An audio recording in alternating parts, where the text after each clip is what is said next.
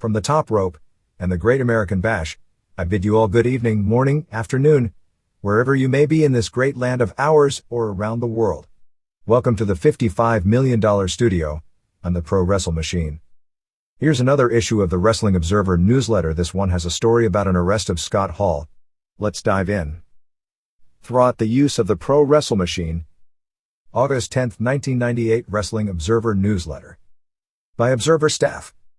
The arrest of Scott Hall on the morning of July 30th on a misdemeanor simple battery and disturbing the peace by intoxication charge may on the surface appear to something minor, but it should have everyone in WCW concerned. Hall, 39, was arrested at 9:30 a.m. that morning in Baton Rouge, Louisiana, after headlining a show at the Centroplex the previous night. A 56-year-old woman told police she was waiting for her car outside the Radisson Hotel and saw Hall standing near the car door. She claimed she rolled down her window to speak with him, and Hall allegedly reached into the car, grabbed her breast and pulled her hand up near his crotch. Hall was arrested in his hotel room and then released, and continued working the remainder of the weekend WCW tour events. Hall had been a late sub on the tour when Curt Hennig pulled out after allegedly re-injuring his knee. Arrests of wrestlers are seemingly a weekly occurrence, and not to make light of this charge, that is not the problem.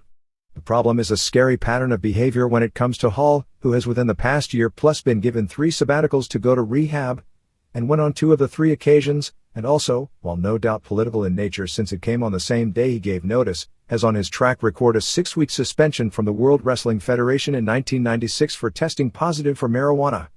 The problem more than the groping charge is the sad state of affairs of someone who is just back from rehab, allegedly being drunk and disorderly in public.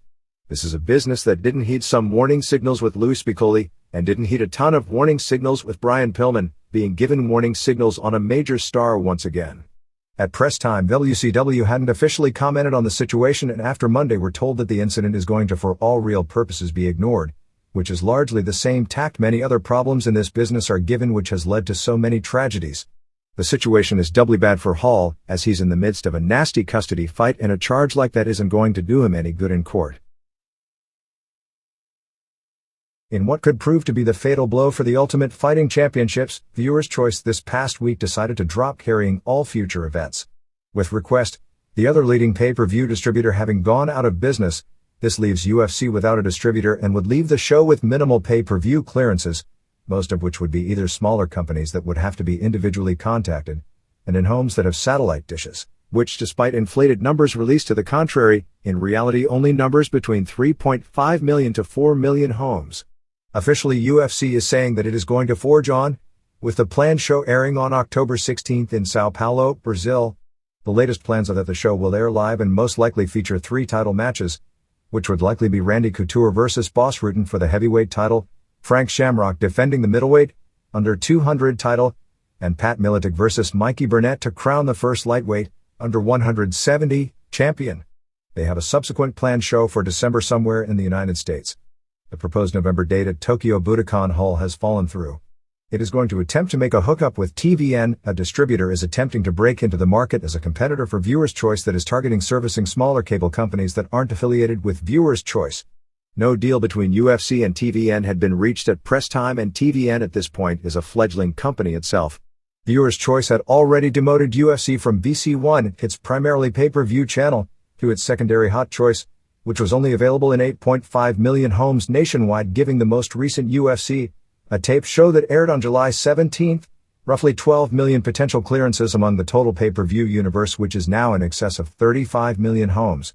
The decision to drop UFC altogether came because the majority of the systems that carry the Hot Choice channel, all TCI, Time Warner, TCI and Time Warner together own a majority of interest in Viewer's Choice. Cablevision and other major systems had made corporate decisions not to carry UFC. There was a feeling that due to an apparent weak buy rate for the tape show, which in hindsight appears to have been a bad maneuver as it gave people the idea with a weak buy rate that UFC had runs its course as far as viewer interest, that it didn't serve a purpose to carry future shows. The timing of the decision was somewhat surprising given the state of pay-per-view, with boxing having such a poor year and pro wrestling having to almost totally carry the business, and with revenues, because of total lack of marquee boxing matches, significantly below projections.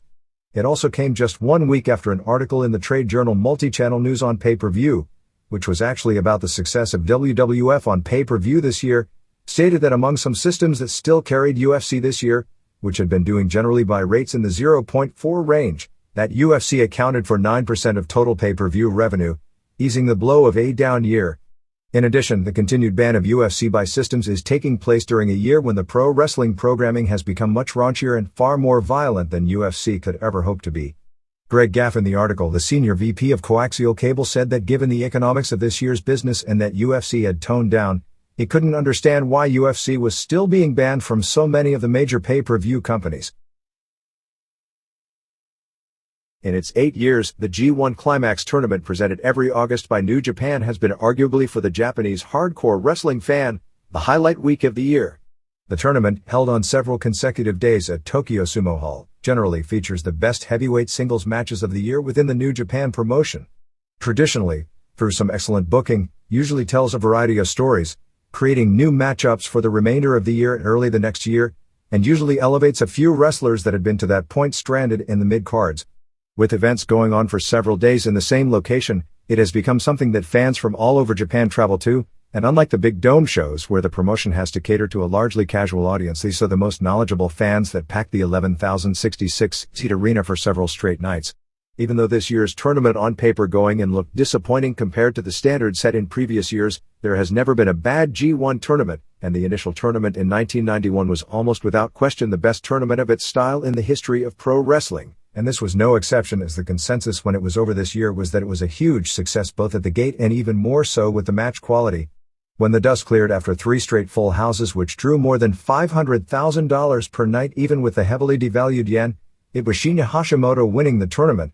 Hashimoto, who even though he had headlined more 7-figure gates than any wrestler who has ever lived and held the IWGP title 3 times, had never won a G1 and had reached the finals only once, in 1995 losing to Keiji Muto, although he'd been a key part of the story in many. Hashimoto beat surprising finalist Kazuo Yamazaki in 1534 after an implant DDT on August 2nd at Sumo Hall. Also at Sumo Hall was a round-robin tournament to create a first-ever IWGP Junior Heavyweight Tag Team Champions, which winds up with a match with the top 2 finishes in the 4-man tournament, Dr. Wagner Jr. and Koji Kanemoto vs. Shinjiro Otani and Tatsuhiro Takaiwa on August 8th at the Osaka Dome. With Jushin Liger, the current IWGP Junior Heavyweight Champion, not involved in the finals, it frees him for a singles match against Great Sasuke, which will be a non-title match, on the same Osaka Dome show. Also added to show Osaka Dome is El Samurai vs. Kendo Kashin. Even though Hashimoto won the tournament, the reality was that the tournament came out with several winners, and it appears when it comes to old-style booking of getting contenders ready for a new champion, New Japan has done the best job of any major promotion this year in getting things set up long-term for a new champion if one assumes that Masahiro Chono will capture the IWGP heavyweight title from Tatsumi Fujinami on the August 8th Osaka Dome show, and one of the wrestlers elevated in the tournament will be his first opponent for the title on the September 23rd Yokohama Arena show. This tournament set up not only Hashimoto, but also Yamazaki, Genichiro Tenryu and even Satoshi Kojima as legitimate title contenders, while former champions Kensuke Sasaki, Fujinami and potentially Muto are already at that level. Hashimoto, of course, by winning, becomes a big show contender. Yamazaki, by gaining submission wins over not only current IWGP champ Fujinami, but also former champ Kensuke Sasaki and probable future champ Chono before losing in the finals and also creating the belief spawned by more realistic styles that a good submission works as a finish against even the top guys. One would think Yamazaki would be in line for the next title shot, with Hashimoto's big shot saved for later in the year or perhaps the January Tokyo Dome show. Tenryu scored a clean pin on Muto in the first round of what was said to have been a great match, and even though he was pinned by Hashimoto in the second round, that makes sense since Hashimoto will challenge him for the old Rikitozen Japanese heavyweight title at Osaka Dome. And if Tenryu gets his win back, which is tradition in Japan although not definite, it would give him wins over Muto and Hashimoto in the same week. Kojima, who lost to Hashimoto, established himself as a contender for a smaller building title shot with a first-round pin over Chono's usual tag partner, Hiroyoshi Tenzan. Reports were that just about every match all 3 nights ranged from good to great. It's not a surprise since this is the audience that wants to see serious wrestling. The company, when it comes to talent up and down the show, has a roster of the best trained athletes in the business, with a slow start and constant build, finishing with one near fall after the other where the winner isn't easily predictable, where upsets are frequent, and where because of that any near fall can be the finish and every match has some sort of a storyline purpose. The tournament started on July 31st at Sumo Hall with what looked to be the worst match of the entire fray, with 330-pound former sumo Tadao Yasuda, a cult favorite as the tongue-in-cheek worst technical wrestler but still a hard worker in the promotion, upsetting the only foreigner involved, Big Titan the WWF's second Razor Ramon, with a double arm suplex followed by a Tiger Driver in 10:35. Hiroyoshi Tenzan, who was the star of last year's tournament, having one great match after another before losing in the finals, was then upset, although in reality that shouldn't have been an upset, in the first round by Kojima when Tenzan missed a moonsault and was put down after 3 clotheslines in 11:08.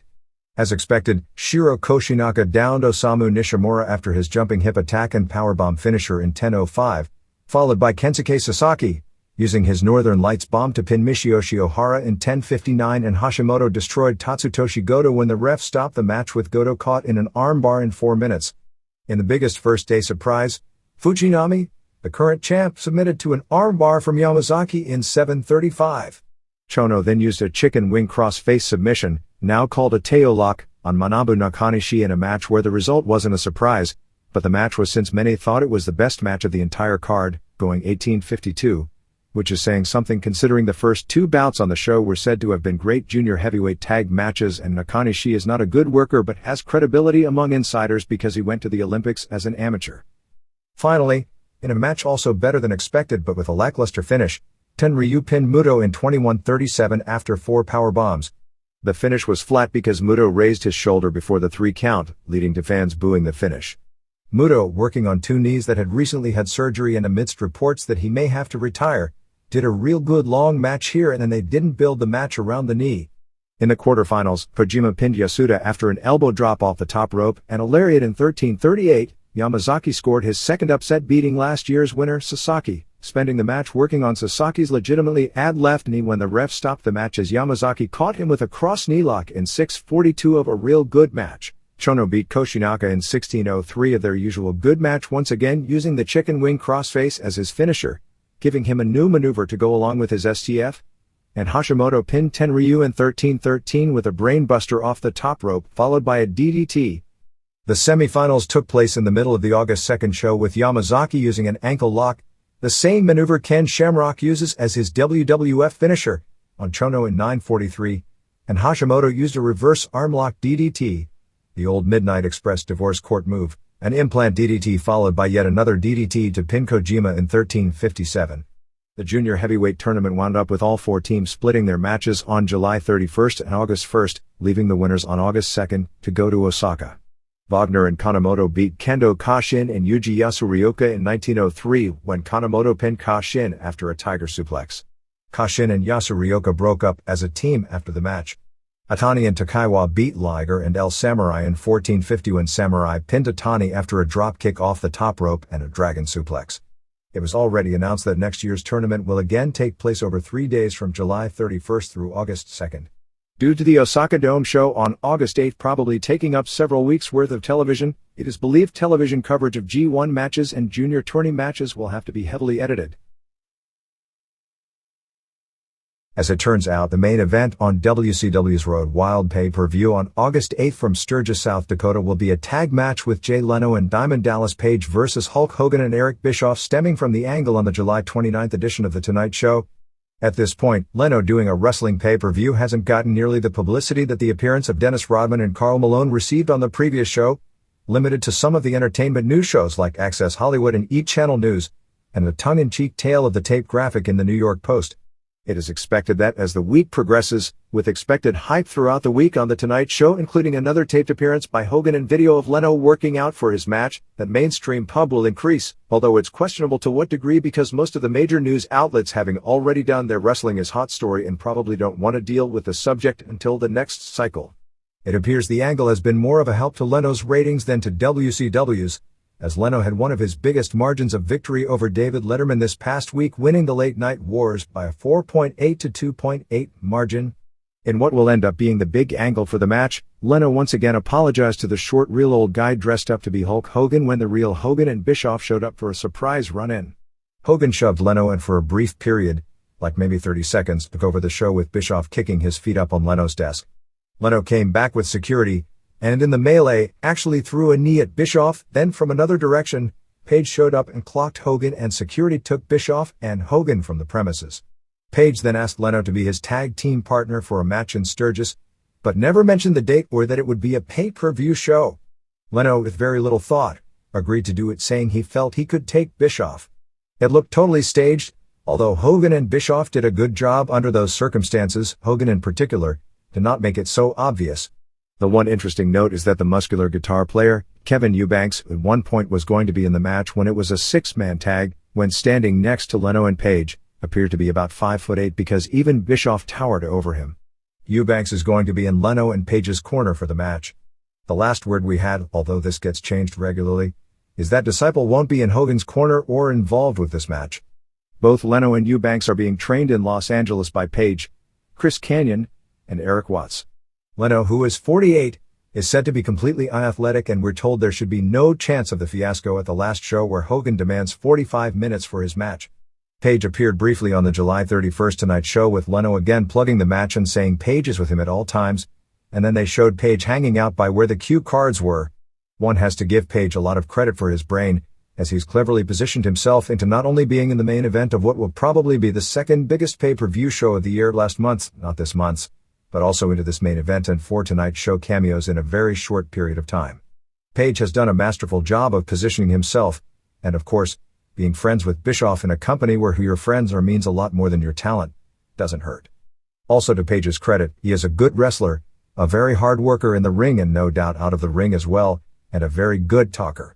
But even though Page is, depending upon which source one chooses to believe, is either 42 or 43 years old, the best way to turn a wrestler into a crossover celebrity is through association with major hot celebrities of that time.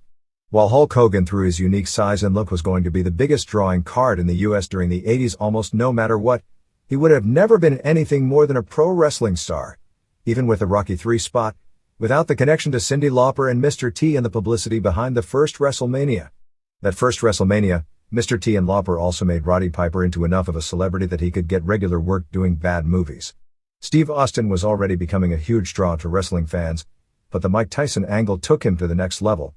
WCW had the chance to create its own crossover stars with Rodman, Malone, and now Leno. Instead of creating new stars, they took Hogan and used them as a vehicle for Hogan to maintain his position, although since Hogan is the biggest crossover name still in wrestling, he definitely should have been a participant in these matches. We know why the choice of Page as the other person to get the rub, and not that Page hasn't worked hard enough to deserve it, but age is a factor, and while he has charisma, he has no more charisma than a dozen other guys in the company. On any list of who should have been put in this angle based on what is best for the company and long-term business, Page wouldn't have even made the A-list. The obvious choice is Bill Goldberg due to his charisma and that fact he should be positioned as the top wrestler in the company to not only not devalue the title belt, but not have him turn into this generation's Sting and Luger, who get over great climbing the ladder but always fall off the ladder when given the big spotlight. You could argue it would make the match worse, but the fact is this match wouldn't be any good even if Chris Benoit was in it. So it's just a question of meticulously choreographing a bunch of spots to be passable entertainment. Even if one doesn't want to risk overexposure of Goldberg since he'd have to carry the match, there are still several others. The Giant because of his size, and granted it wouldn't make sense given this week's storylines with him in the black and white, but it would do wonders for making him more than just a real big pro wrestler and making him the next Andre-level attraction by getting the mainstream exposure in a heavily publicized deal like he did last year with the first Rodman match. If you're trying to fit something into this week's storyline, then Kevin Nash would be better due to his impressive size and charisma, because the whole point of a mainstream audience is they are going to be more impressed with physical stature and seeing someone bigger than Hulk Hogan than by a good worker. One could say the same for Lex Luger due to his physique, but realistically, for a lot of reasons, mainly wanting to work so hard to make it work and being the better talker, Page would rank ahead of both of them on the list. For strictly a buy rate, Roddy Piper, Jim Hellwig, who, despite rumors to the contrary, at press time was still scheduled to debut on August 17th in Hartford, although given his track record, nothing is definite until you see him, and Ric Flair would also rank ahead of Page, although at this stage of the game, it serves no purpose other than a one-night payday to wheel Piper back out, and Flair wasn't with the company when all this was going down, although Hellwig, when you throw in the curiosity factor, would almost guarantee a huge buy rate, not to mention guarantee the worst match in history. At press time, there is still no finalization of the changing by the day Sturgis card.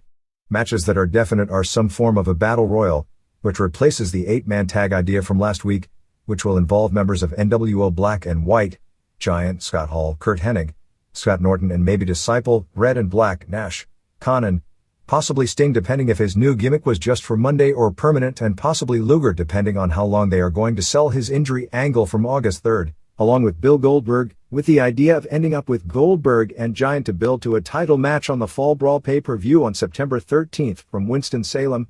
The tentative plan also for Fall Brawl is some sort of a Tournament of Champions idea, theoretically including former world champions like Hogan, Sting, Hellwig, Hart, Luger, etc., and if all goes well it would also feature the return of Flair, but any idea more than 1 week ago these days is shaky, so an idea 6 weeks away is at best vague fantasy. For Road Wild, the only match seemingly finalized on TV was the Chris Jericho vs. Juventud Guerrero match with Dean Malenko as referee for the Cruiserweight title, and they teased a triangle match with Raven, Kenyon and Perry Saturn and a Rick Steiner vs. Scott Steiner match.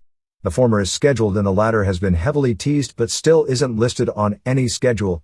We've heard talk as well of Meng vs. Barbarian, just as if the lineup wasn't bad enough already. Bret Hart vs. Sting won't be on this pay-per-view as Sting is still scheduled for the Battle Royal. The only other match teased, which apparently is finalized, is Stevie Ray vs. Chavo Guerrero Jr., which on paper looks terrible and doesn't appear to make any sense. The plan is for the regular 2:45 wrestling show followed by a 30-minute Travis Tritt concert, so it isn't as if they are going to cut back on wrestling time, and given this lineup, that would be a positive and not a negative, to make room for the concert. Despite trailing in the Monday Night Wars, any suggestion that WCW is the number 2 promotion in the United States, particularly at least this week, is laughable. WCW set an all-time U.S. wrestling business record during the month of July, drawing $4,247,898 on 19 house shows paced by the Georgia Dome show, which was not only the company record gate, but the largest gate for a non-pay-per-view event ever in the United States. The average for the month of $223,574 per event on 11 sellouts and 3 others that were close enough to being sold out that you could stretch the term and call them that, a figure that with the exception of New Japan, no company has ever done in history. We don't have complete records from the 80s, and it is believed at its 80s peak, WWF did have months that topped $4 million, but it was during a time period when the company ran 80 to 85 house shows per month and had 3 different touring crews on the road working almost every night. Given the quality of the current WWF and WCW products and the only self-destructive nature of much of the current WCW television, one would think whatever close gap there is between the two groups would at some point wind up with the WWF pulling away. After a series of weak shows for a variety of reasons, ECW attempted to put together an all-star series of good matches for its August 2nd Heatwave pay-per-view from Dayton, Ohio. Going in, it was almost impossible for this to be a bad show since it would require too many people that have good and sometimes great matches most of the time with each other all falling flat on the same night. But instead, the show largely went as expected, with good wrestling up and down the show and a work rate as far as effort that rivaled any pay-per-view event in history and wound up as one of the best, if not the best pay-per-view show of this year. The show drew 4,376 fans, just shy of the setup capacity of 4,500, although the building itself actually holds around 6,000, with 3,991 paying approximately $110,000. The attendance mark falls short of the company record that was expected to be broken, set last November in Monaca, Pennsylvania, but the gate and merchandise, about $57,000 or $14.82 per paying customer, not only was the all-time company record but the per cap figure would rank among the highest in the history of U.S. wrestling. If there is a problem with ECW that the television creates, it's that the product is perceived to be outrageous high spots. The Dayton crowd, which popped huge in many spots, was dead often in good matches and didn't really build well as the matches progressed, although some of the matches themselves also did little when it came to building. All of the matches had tremendous effort and none of the matches could really be categorized as bad. While Mike Awesome probably got across as the star performer of the show with his size, moves, and charisma, and Taz with his tough guy gimmick, it was again the glue wrestlers, in the respective cases Masato Tanaka and Bam Bam Bigelow, who were the best performers on the show in getting their foes over. Spike Dudley also did a great job being almost a one-man show in the 6-man tag that ended the show. Sabu and Rob Van Dam vs. Jinsei Shinzaki and Hayabusa was the only match that was out there too long, as it fell apart about 4 minutes before the finish, and although the finish got a big pop, it showcased both the strengths and weaknesses of all 4 and could be categorized as either the best match on the show, or the worst, depending upon what wrestling is in your mind. It was like a typical second or third match with young flyers any Friday at Arena Mexico, and no better than a lot of them at that, where you get sensational athletic moves, no building of a match, some spot screws-ups, and at some point the entire match falls apart.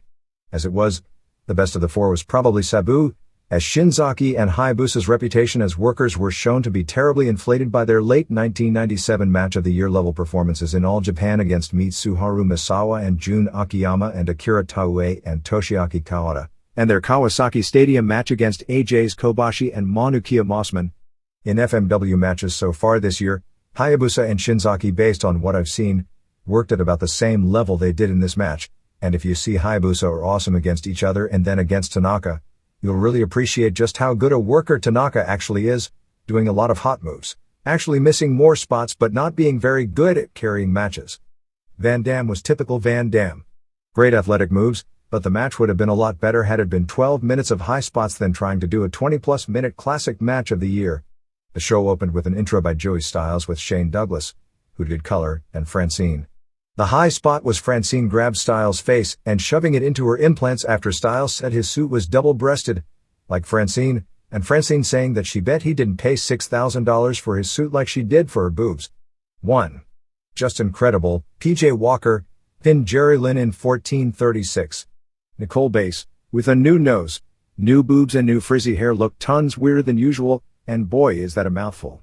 Styles said they should call her Russia because she's so much bigger than China. This was a real good match to start the show, although two of their television matches earlier in the feud were better. They traded who chops. Credible went for his tombstone but Lynn reversed it into a front cradle. Fast action. Lynn hit a plancha from the top rope to the floor. Lynn did a nice float over into a reverse DDT. Jason held a chair and Credible ran into it with a knee to the chair, smashing Lynn's face in the corner. Bass held Lynn and Jason threw kicks outside the ring at him. Lynn took a guardrail whip and Credible smashed a beer cup on him. After a flare flip into the corner, it was Credible who crossed up the spot by clotheslining Lynn, and then flapjacked him. The moves were great at this point but there was no heat. The one negative is it came off as connect the dots high spot wrestling with no transitions between moves. Lynn hit a hot power bomb for a near fall and a Frankensteiner off the top. Lynn came off the top for a flying Hurricane Rana but Credible caught him with a power bomb. Lynn hit a DDT on a chair but Chastity put Credible's leg on the ropes to break the count. After snapping Credible's neck on the top, Lynn did the move of the match, a Frankensteiner off the top rope outside the ring with both guys going through a table on the floor. Jason hit Lynn with a chair outside the ring and they went for the flock finish. Lynn punched Jason. Bass ran in and Lynn gave him her a low blow and a chair to the back. Credible held Lynn from behind and Chastity went to low blow him, but Lynn jumped and Chastity kicked Credible. Lynn then used a tombstone piledriver on Chastity and went to the top rope for another Frankensteiner off the top. Credible gave him a low blow and gave him a tombstone piledriver off the top rope for the pin. That finish looked scary. The negative to the flock finish is that Chastity and Bass are at this point really amateurish when it comes to physical comedy, and unlike Lodi and Sick Boy or Patterson and Briscoe in the same situation, it looks real bad. 3¼ stars. 2. Chris Candido pinned Lance Storm Lance Evers in 11 minutes. Candido came out with Sunny, who looked like she hadn't slept in days, and was referred to as Tamara Lynn Sitch on first reference and Tammy on all subsequent references. Sitch was fired by the WWF on July 31st for violating her talent contract that expired in late 2001, although she actually didn't get the official word of it until she got back from the pay-per-view. Paul Heyman had been led to believe this was going to end up happening, and he had discussed this appearance with WWF ahead of time, which is why the Sunny name wasn't used. She was given the ultimatum by the WWF on June 26 to either undergo and complete treatment for an alleged substance abuse problem, or be terminated. When she went for treatment, she claimed to not have a problem, didn't undergo the treatment, and never responded to WWF's attempts to reach her. The WWF agreed she can work elsewhere provided she doesn't use the name Sunny or do anything which would cause confusion as to the character Sunny, whatever that is supposed to mean. She's in full-time for ECW and will work in helping promote shows, doing ticket sale first days and representing ECW at trade show conventions and public appearances, after being given the ultimatum by WWF. Because WWF owns the rights to the Sunny name, she won't be referred to it, and the name she may go by here is Tammy Lynn. WCW has been very interested in her for a long time but never made an approach due to the lawsuit and potential of a tampering deal. Candido looked really good here. After trading chops, Storm took off Candido's headgear. Candido used a plancha off the top rope to the floor. Storm used a backward dropkick. Candido used a running Liger bomb and a leg drop off the middle ropes. Storm came back with a super kick for a near fall. Candido with a neck breaker and another power bomb. Storm did a sick-looking suplex over the top rope which Candido took on his back on the floor. After a baseball slide, Storm used a springboard plancha over the guard rail into the first row. The only negatives to this match are that they tried to do so many moves in a short period, and that Storm punched too much. Storm literally kills the heat every time he does punching comebacks, and with as physically talented as he is on flying moves, he'll become a much better worker when he eliminates what he does that looks bad. He used a spin kick off the top and a power bomb for a near fall. He tried another springboard, but was caught with a power slam. Finish saw Tammy give Candido white powder, which I'm sure someone else will come up with a joke about, but Storm kicked Candido's hand and the powder went into Candido's face. The blinded Candido hit ref Jim Molyneux. Storm then hit another super kick on Candido, then went to the top but Tammy started feeling out his butt, but then tripped him and crotched him. Tammy and Molyneux began arguing with Tammy shoving Molyneux, and Molyneux grabbing the top of her dress. The still blinded Candido took Molyneux down with an inside cradle, and in doing so Molyneux's hand pulled down Tammy's top, but she went to the mat quickly to cover up. Candido then started being able to see and used his blonde bombshell, a power bomb off the top rope, on Storm for the pin. 3¼ stars. They aired a tape of a New Jack promo done before the show to explain why, thankfully, there was no match between New Jack and Jack Victory. Victory showed up while he was doing a promo, then the Dudleys came out of a car and all attacked New Jack who juiced in front of the building before it was all broken up. 3. Masato Tanaka pinned Mike Awesome, Mike Alfonso, in 11:49. This was even better than their match in Queens, although slightly below the level of their Kawasaki Stadium match from last year. Joey Styles noted the results of their previous singles matches in Japan and in Queens. Awesome opened up with a Schadler block and big splash followed by his running dive over the top, which is so impressive from a guy of his size. After a clothesline off the top and a German suplex, Tanaka popped up with fire and hit a power slam. Tanaka did a chair shot, followed by a wind sprint chair shot, a la the Muto wind sprint clothesline, and a drop kick off the top for a near fall. Awesome backdropped Tanaka over the top. They did the dueling chair spot ending when Tanaka hit Awesome in the back with a hard chair. Awesome took a whip into the guard rail but then backdropped Tanaka over the rail and followed with a springboard plancha. Awesome used his Awesome bomb for a near fall, followed with another power bomb and big splash for another near fall. Awesome then did the chair spot sequence with 2 hard chairs that Tanaka got up from, a third which put him down, but he kicked out of the pin attempt. Awesome delivered a running Awesome bomb and a chair shot from off the top rope and then teased doing the power bomb over the top rope through a table but Tanaka got away. Eventually Tanaka power bombed Awesome over the top through the table with Awesome landing on the back of his head and was seemingly dazed for a huge pop as that was the spot they came to see out of this match. When Awesome kicked out of the pin there was another big pop. Tanaka put Awesome down with an elbow for a near fall and a Misawa discus elbow for a great near fall, before getting the pin after a swinging DDT off the ropes onto 2 chairs. Tanaka was badly favoring his left leg as he left the ring and the fans chanted for Awesome as he got up despite losing. 4 stars. It was officially announced that the next pay-per-view would be November 1st in New Orleans at the Downtown Municipal Auditorium, the same building from the Junkyard Dog story. They heavily teased that Shane Douglas vs. Taz would headline, but that isn't the plan, and the plan as it stands right now is to hold that match off until the March 1999 pay-per-view show. 4. Sabu, Terry Brunk, and Rob Van Dam, Rob Shakovsky, retained the ECW tag title beating Jinsei Shinzaki, Kensuke Shinzaki, and Hayabusa Eiji Izaki in 2051. Styles noted that Hayabusa held a singles win over Sabu in their only meeting in Japan. Sabu was announced as being from Bombay, Michigan. Hayabusa and Van Dam started with a fast high spot. This time their second spot and it was off to the races when it came to spots with almost no transitions or building. Van Dam actually did a move where he missed an enzujiri but hit a second one all in his same move. Shinzaki came back with an enzujiri of his own. The fans popped for Shinzaki's traditional rope walk spot, but he then missed a knee drop. Van Dam missed a spin kick, hit a second and did a corkscrew leg drop. There was a big pop when Sabu hit his trademarked Arabian facebuster and Hayabusa came back with a perfectly timed drop kick. Sabu kept cutting off Hayabusa with drop kicks to the knee. Sabu worked the knee and did a camel clutch.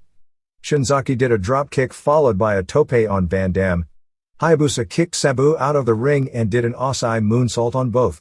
Sabu then jumped off a chair onto the ropes with a plancha over the guardrail on the other three who were brawling outside. Van Dam did La Tapatia, Romero special on Shinzaki, and Sabu came off the top ropes with a chair. This spot was terrible in the setup. The Japanese did a double facebuster on Van Dam. The Japanese then did flying move after flying move, ending with Hayabusa doing a K-Brata in the ring for a near fall. Sabu jumped off Van Dam's back, crashing on Hayabusa in the corner, and Van Dam did a spin kick for a near fall. Hayabusa used a German suplex on Sabu for a near fall. Sabu did a Frankensteiner off the top on Shinzaki, followed by Van Dam doing a splash off the top, but Shinzaki kicked out. Shinzaki came back with a backward drop kick on Van Dam, and Hayabusa hit a Firebird 450 splash on Van Dam for a near fall. Sabu and Van Dam did the Rolling Thunder on Hayabusa. Sabu used a Boston Crab on Shinzaki, and Van Dam did a leg drop and folding press, but Shinzaki kicked out. The match was starting to get real sloppy at this point. Sabu pulled out a table. The table leg didn't stand upright. Shinzaki seemingly panicked about it, and it was one of those moments where time stood still and the match totally fell apart, which was a shame because up to this point they were doing a hell of a match. The last 4 minutes were a mishmash of Shinzaki doing dragon screws and everyone trying to do moves with no focus or crowd reaction. Sabu got 2 more tables as insurance. Van Dam did the Van Daminator on Shinzaki after Sabu did an Arabian facebuster to the back, of Hayabusa. They put the Japanese on the tables, which took forever in the setup, and the match was just a mess, but the crowd popped big when Sabu and Van Dam came off the top, putting both Japanese through the table. Van Dam went to pin Shinzaki, but Sabu shoved him off and got the pin himself. Great athletic moves, but the last 4 minutes made it a screwed up match. 2 stars. 5. Taz, Pete Sinurka, retained his World Heavyweight title, beating Bam Bam Bigelow, Scott Bigelow, in a Falls Count Anywhere match in 13:21. Bigelow was said by Shane Douglas to be down to 345 pounds and looked to be in either the best shape of his entire career, or at least the best shape in about 8 years, as there was one period when he was working Japan that he got real light as well. A great high-intensity brawl. Bigelow used a power bomb, but Taz got right up and hit an Ipponze, the same move out of judo that Jim Ross the next night called a Greco-Roman throw when Dan Severn did it. Taz hit a few clotheslines and a Samoan drop, which was no easy feat on someone that large. They brawled on the ramp and Taz kicked Bigelow off the ramp and dove on him, but Bigelow caught him and drove him into the guardrail. They brawled in the stands, trading hard chair blows. Taz wound up blading somewhere in here for the first time in his career. He got the Taz mission, but Bigelow broke it with a jawbreaker.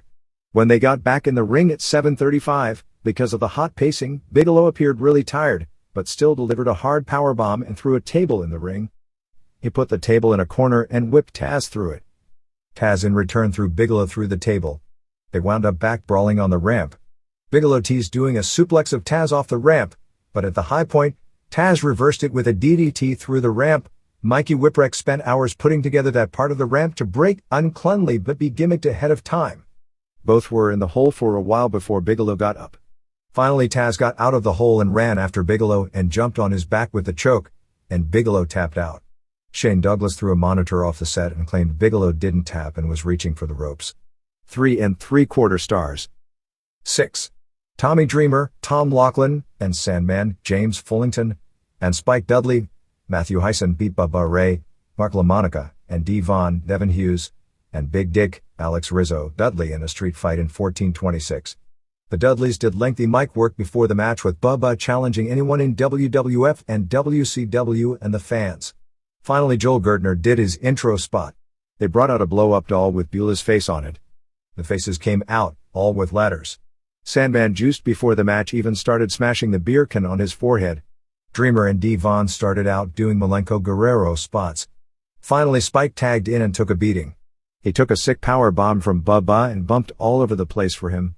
Bubba sold well for Spike's comebacks. Styles claimed Big Dick was 6'7", which even for the usual standards of pro wrestling exaggeration was a bit much, but then again 26.5-inch arms are even more ridiculous, as they bill him as having. There was a bunch of brawling in the stands, and then Spike climbed to the top of a 9-foot ladder with a plancha from the ring to the floor. Sandman used a senton on D. Von on the ladder and took a backdrop onto the ramp. Dreamer and D. Von had already juiced by this point and Spike wasn't far behind, bleeding a near gusher. Bubba did a senton on the ladder on Dreamer. Spike used the acid drop on Bubba but Devon saved. Devon used a side slam on Spike on the ladder.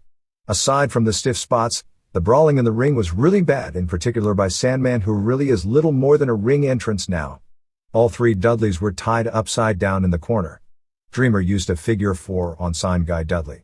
Jeff Jones put the boots to Dreamer and gave the Beulah doll a pile driver. Dreamer gave Jones a pile driver. They then tied Gertner upside down in the corner, and the Faces, along with ref Jim Molyneux, dropkicked all 4 in the corners. Dreamer did his Dreamer driver, which Styles again said would be copied and be given a new name on one of the Monday night shows, ignoring again that Dreamer got the move from Misawa's finisher on Akiyama in January.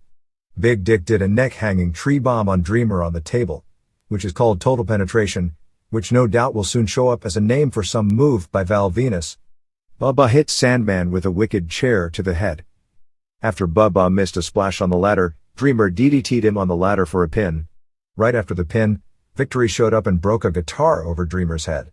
It wasn't long before New Jack showed up and cleaned house with weapons, pulling off his bandage and juicing again. The show ended with Dreamer, Sandman and New Jack all on ladders and Spike running around the ring. The wrestling itself wasn't good, but there was enough gimmickry and blood to make it a solid match for what it was. 2 1/4 stars. With the stunning knockout of Steve Williams, yet another new wrinkle has come out of the WWF's Brawl for All, the first attempt to do non-worked matches in the history of the company. Whether this experiment has been a success or a failure is really hard to analyze at this point. If you look at it specifically from a television rating standpoint, which is what this was primarily designed for, it has been a success. Wrestlers who normally do poorly in the ratings have generally done well, and have been usually behind only the Steve Austin Vince McMahon Undertaker Mankind Kane main event program and DX, as the highest rated segments of the show nearly every week. But to say the segments have done good ratings, and not examine it any farther, would be a huge mistake. There have been both positives and negatives to the segments, and once the first tournament is over, there needs to be a re-examination of this concept. If the decision is made to try it again, there's some changes learned from the problems that have surfaced. The biggest negative is not the obvious one, the inability to control and manipulate a shoot. In the case of Williams, you have a guy being groomed for a title shot with Steve Austin on a pay-per-view, getting put in a position that the office surely wouldn't have liked for viewers to see him in.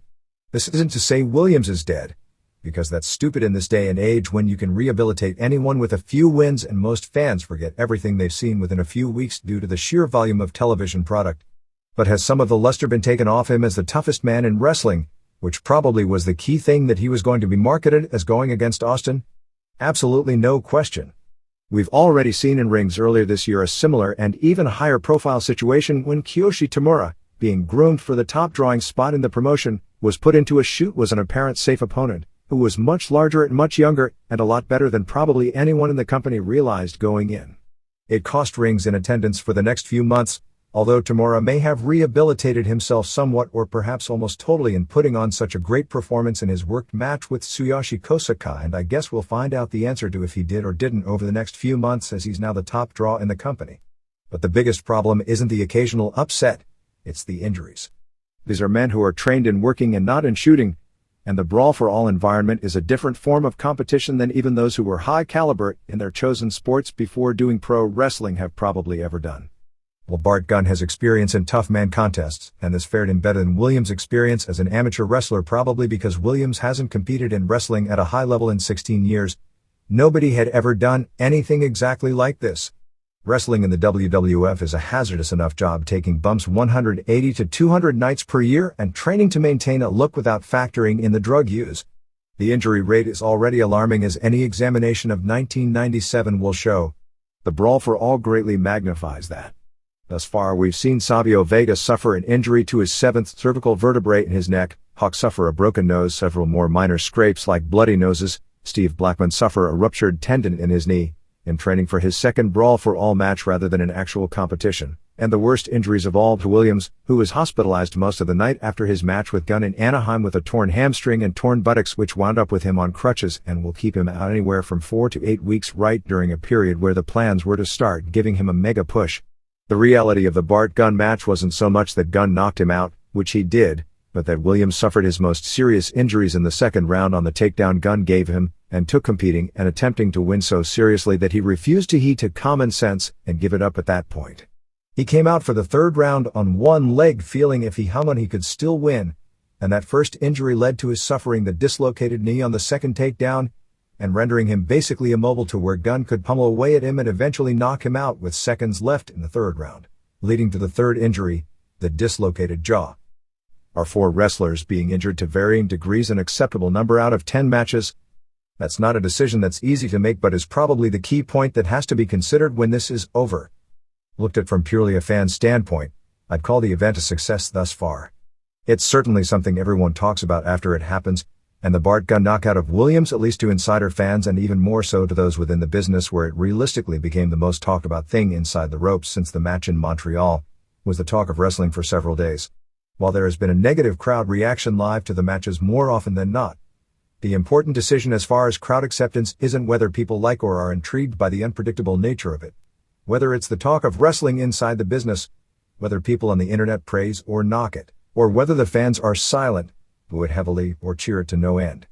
Crowd acceptance in this business is determined by television ratings and it's a winner on that criteria, but that doesn't mean it's worth it. If there was a bump from the top of the cage like Mick Foley did every Monday, that segment for weeks would draw incredible numbers and everyone would still talk about it.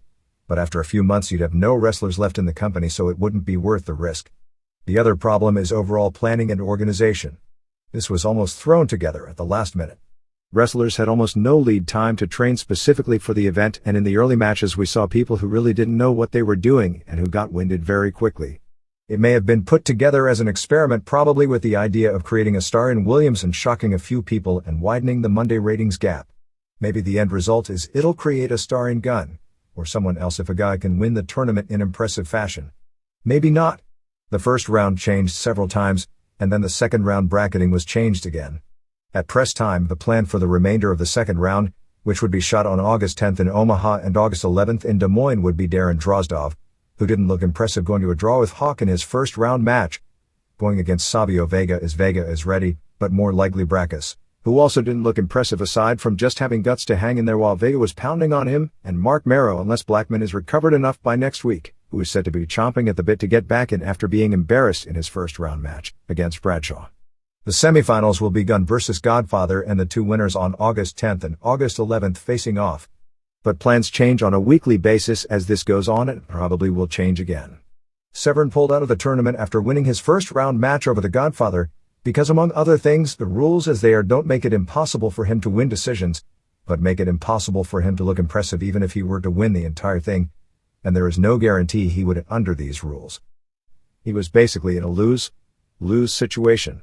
While it looks bad when a winner of a first-round match chooses not to advance, particularly since he still had to be the favorite, although not the overwhelming favorite, to win the entire thing, but it was no better on the other end when WWF officials decided to ask Severn and Shamrock to participate literally with 1 day notice.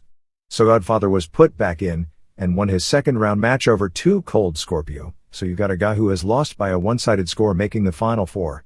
If both Brackus and Marrow are put back in after both losing one-sided matches, that would make 3 one-sided first-round losers and 1 who fought to a draw in the final 8. Vega and Blackman want in, so their matches may be delayed if it can create enough time for them to come back safely.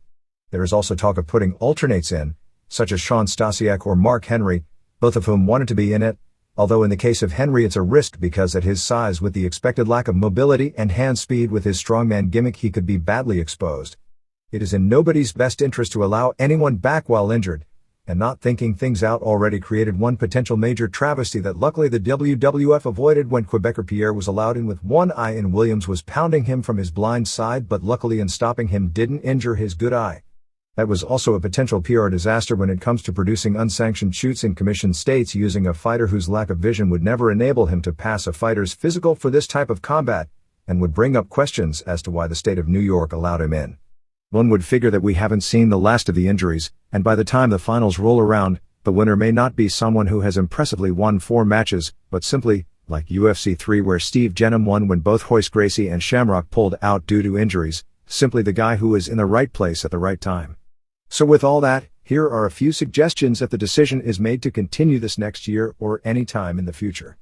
1. Avoid allowing anyone in this that there are any serious current plans with and never assume anything.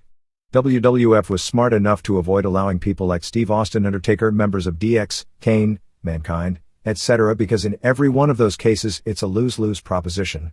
Asking Severn and Shamrock was a mistake for the same reason, although with Shamrock's background in tough man contests, he may have been as well suited to this as anyone on the roster, but Shamrock didn't do it and Severn pulled out after one win, so neither was hurt badly by this, but that was because Severn in the long run and Shamrock were smart about it, not because the office thought things out for long-term business too. As UFC has learned, when you have a tournament, you need to have provisions for alternates.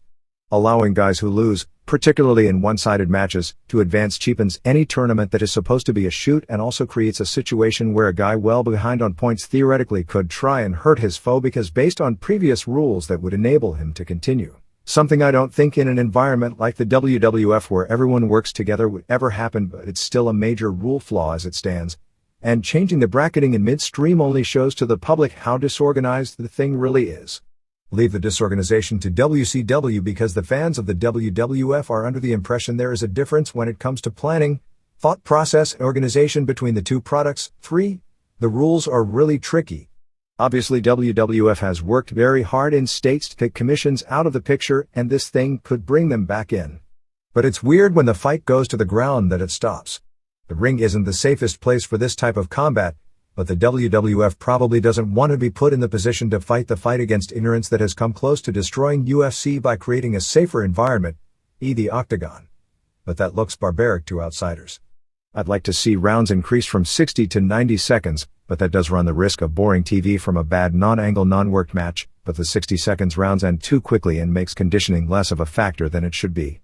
I'd also like to see ground work allowed, although striking while down is too controversial at this point to even consider. Most Americans don't understand kicking, but a case can be made for allowing kicks while standing, and it certainly creates a more interesting and divergent game and more tactics that are legal.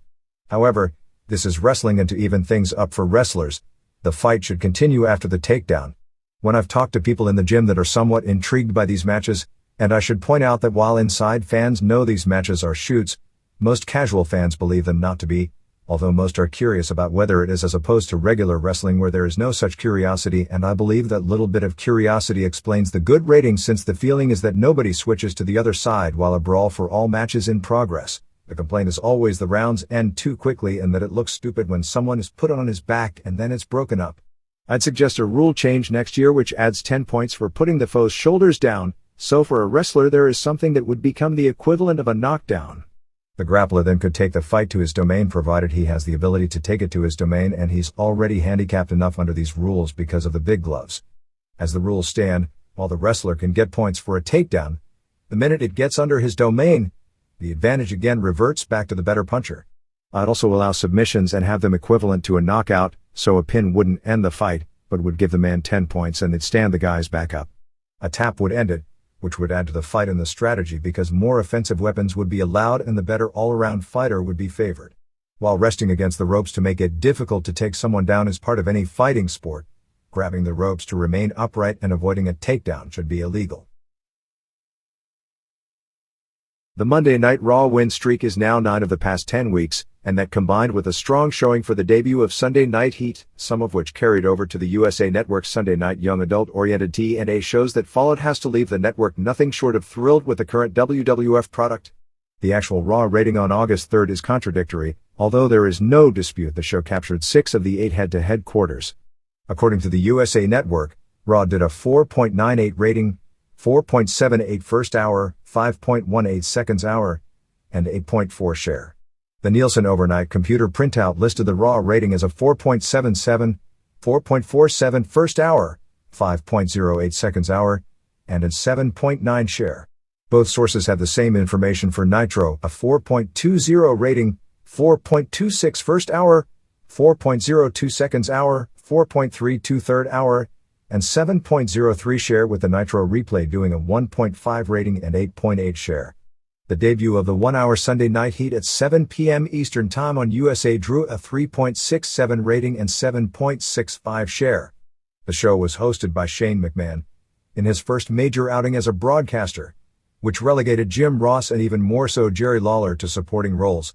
If McMahon was guilty of anything in his debut, it was of trying too hard, as he came across forced, almost as if he was being pressured into being a clone of his father's old-style Carney announcing, but trying to use more hip terminology, which unfortunately because he was using the same phrases over and over got repetitive.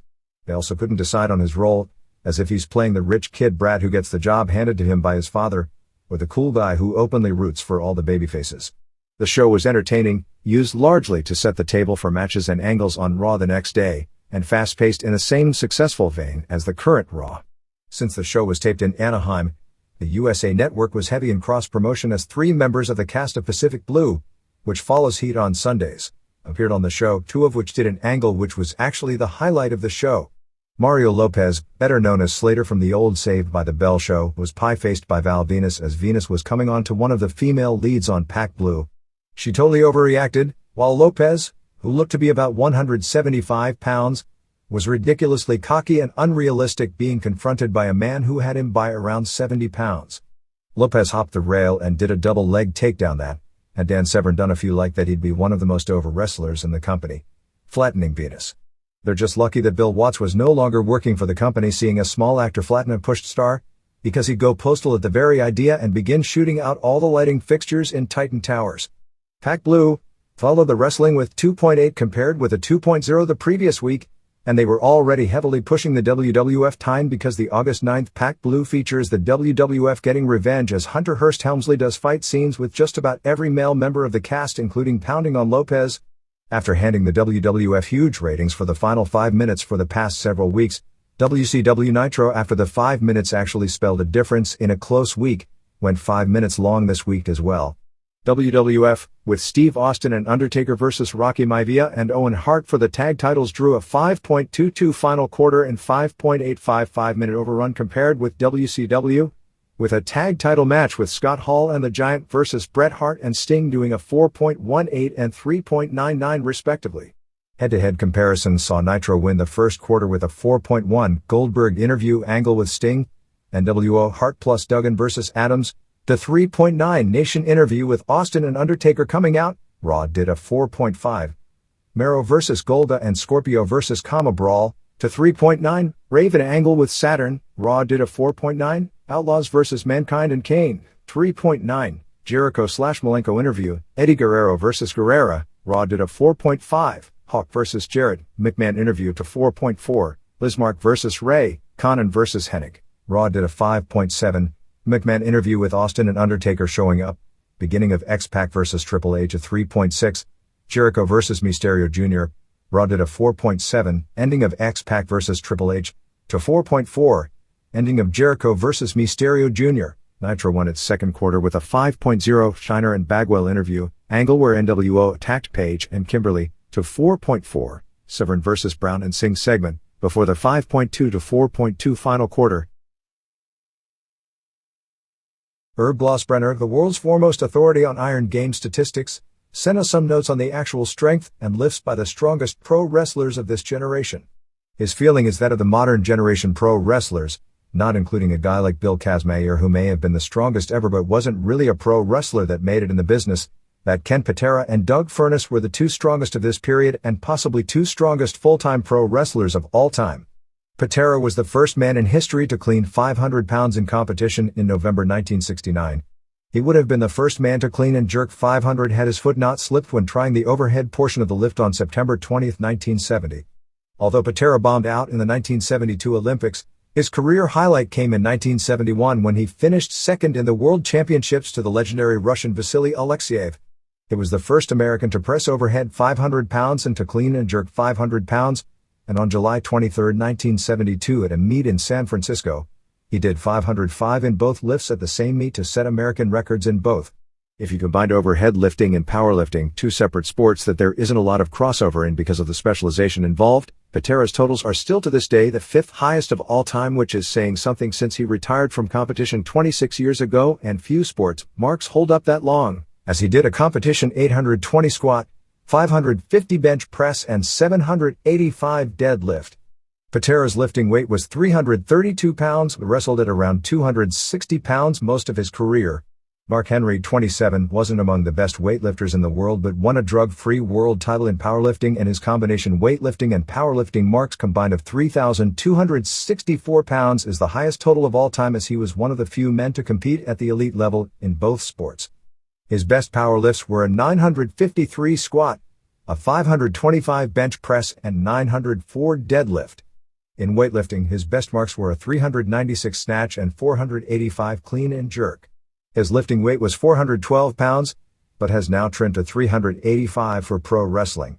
Furness' best competition lifts were a 985 squat, a 600 bench press and a 821 deadlift.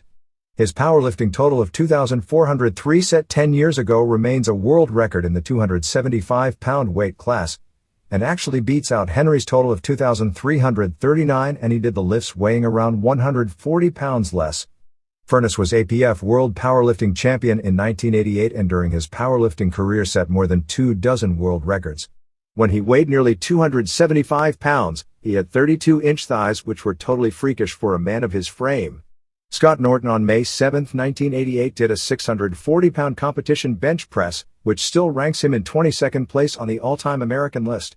He is said to have done a 680 bench, but not in competition, at 335 pounds.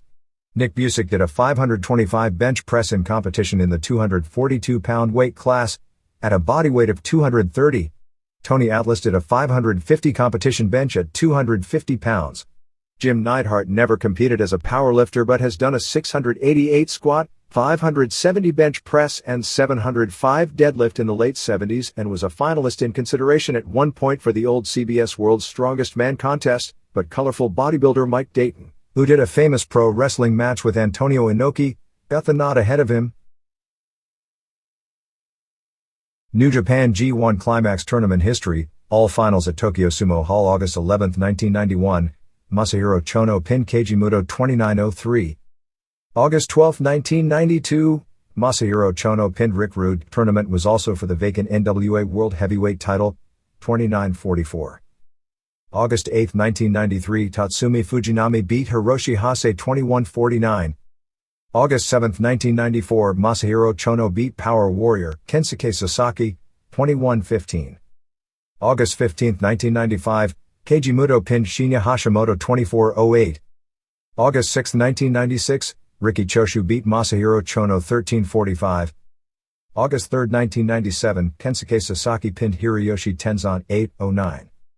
August 2, 1998, Shinya Hashimoto pinned Kazuo Yamazaki 15-34. Japanese television rundown. July 19, All Japan. 1. Toshiaki Kawada and Akira Taue retained the double tag team titles, beating Yoshihiro Takayama and Gary Albright in 1951.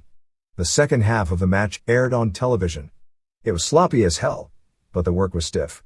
As it says in every Takayama match, he's just so bad. It was at least decent when Albright was in. Kawada was really the whole match, though. Takayama was missing moves all over the place. Finally, Taue hit Takayama with a jumping high kick and Kawada finished him off with a kick to the face. It's almost mind-boggling seeing a match like this as a title match in an All Japan ring. Well, people were predicting for years All Japan was going down. 3/4 of a star. 2. Jun Akiyama and Hiroshi Hase beat Manukia Mossman and Kenta Kobashi in 21-53. The last 8 minutes aired on television.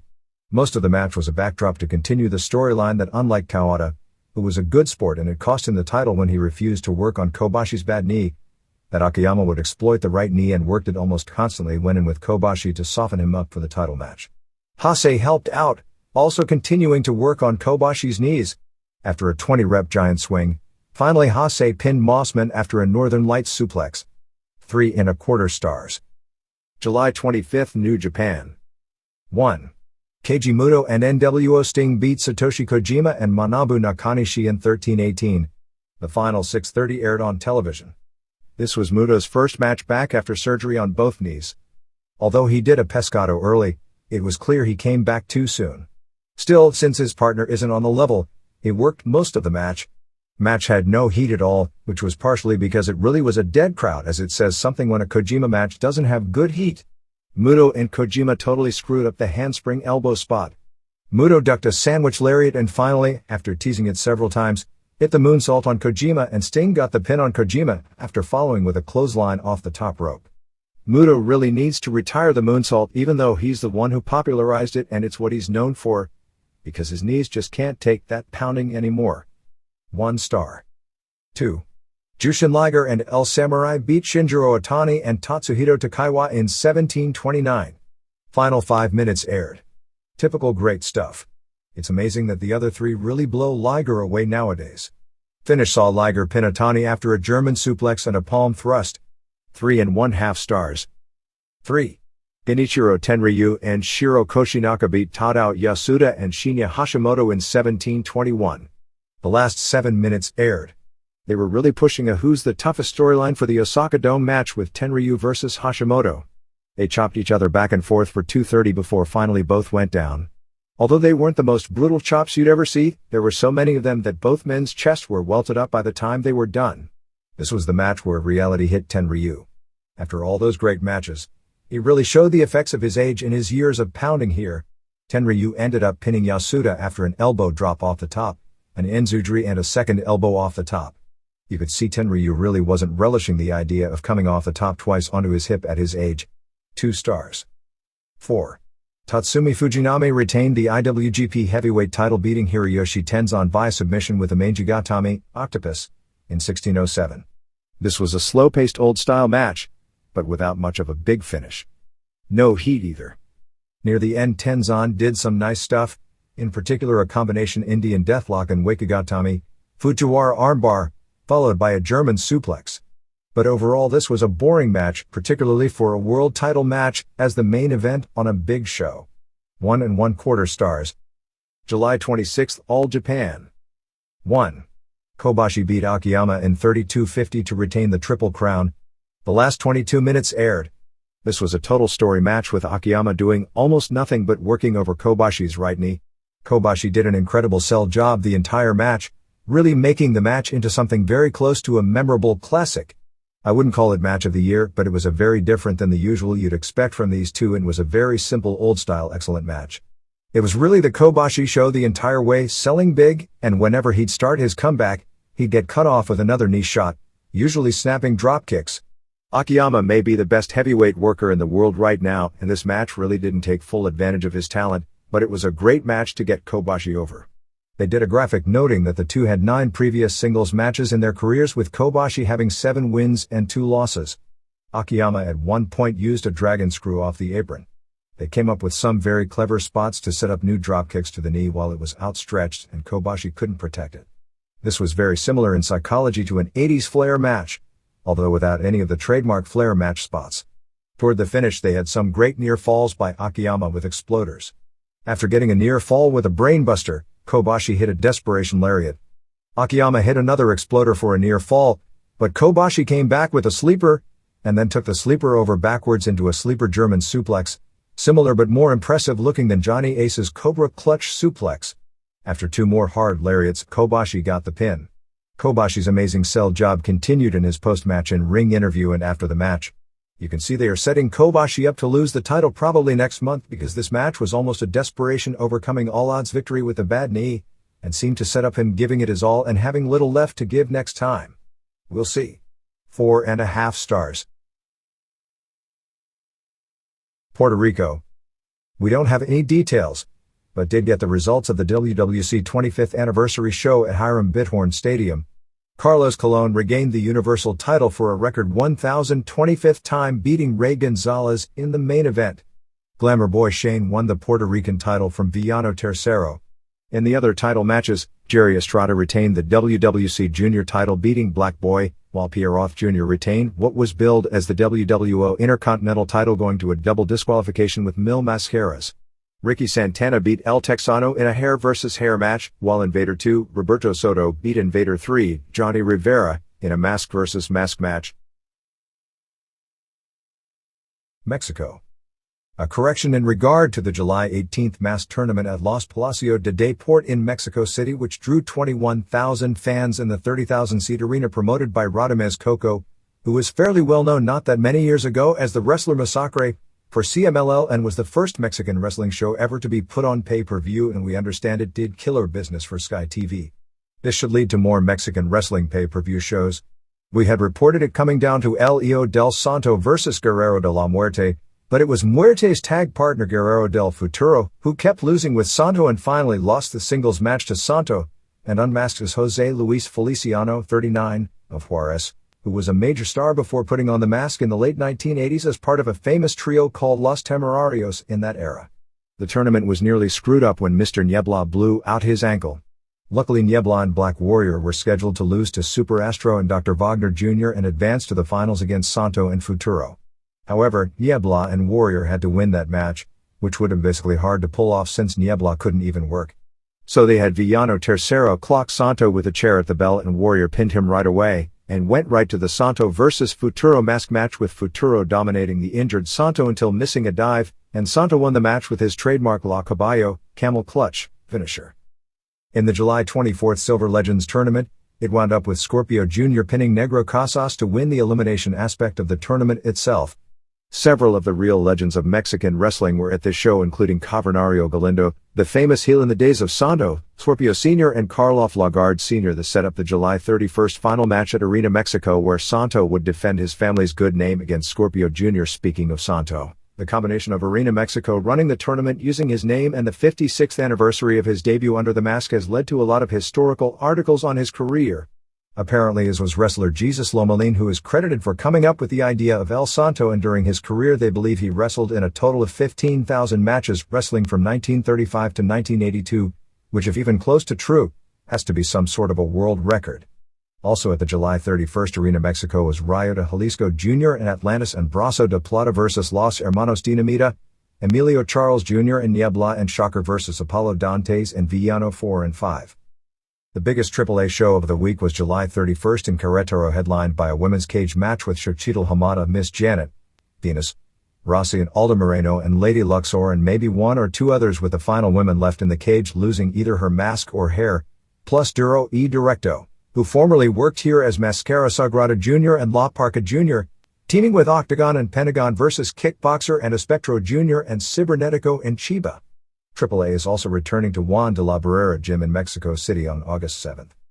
Universo 2000 retained his CMLL heavyweight title, beating Rayo de Jalisco Jr. on July 26th in Mexico City at Arena Coliseo.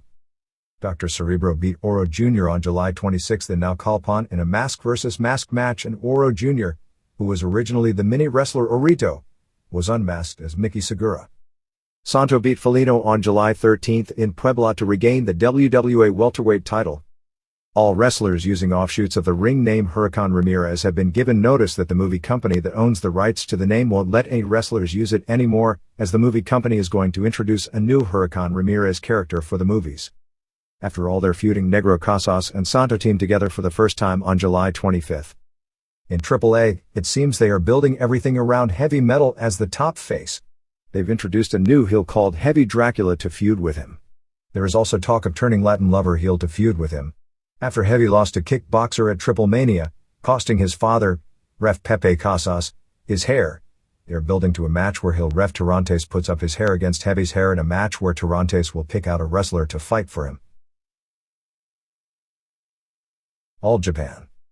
The September 11th Budokan Hall show, besides the Kenta Kobashi vs. Akira Taue Triple Crown match, will also have the first ever singles meeting of Mitsuharu Misawa vs. Monokia Mossman.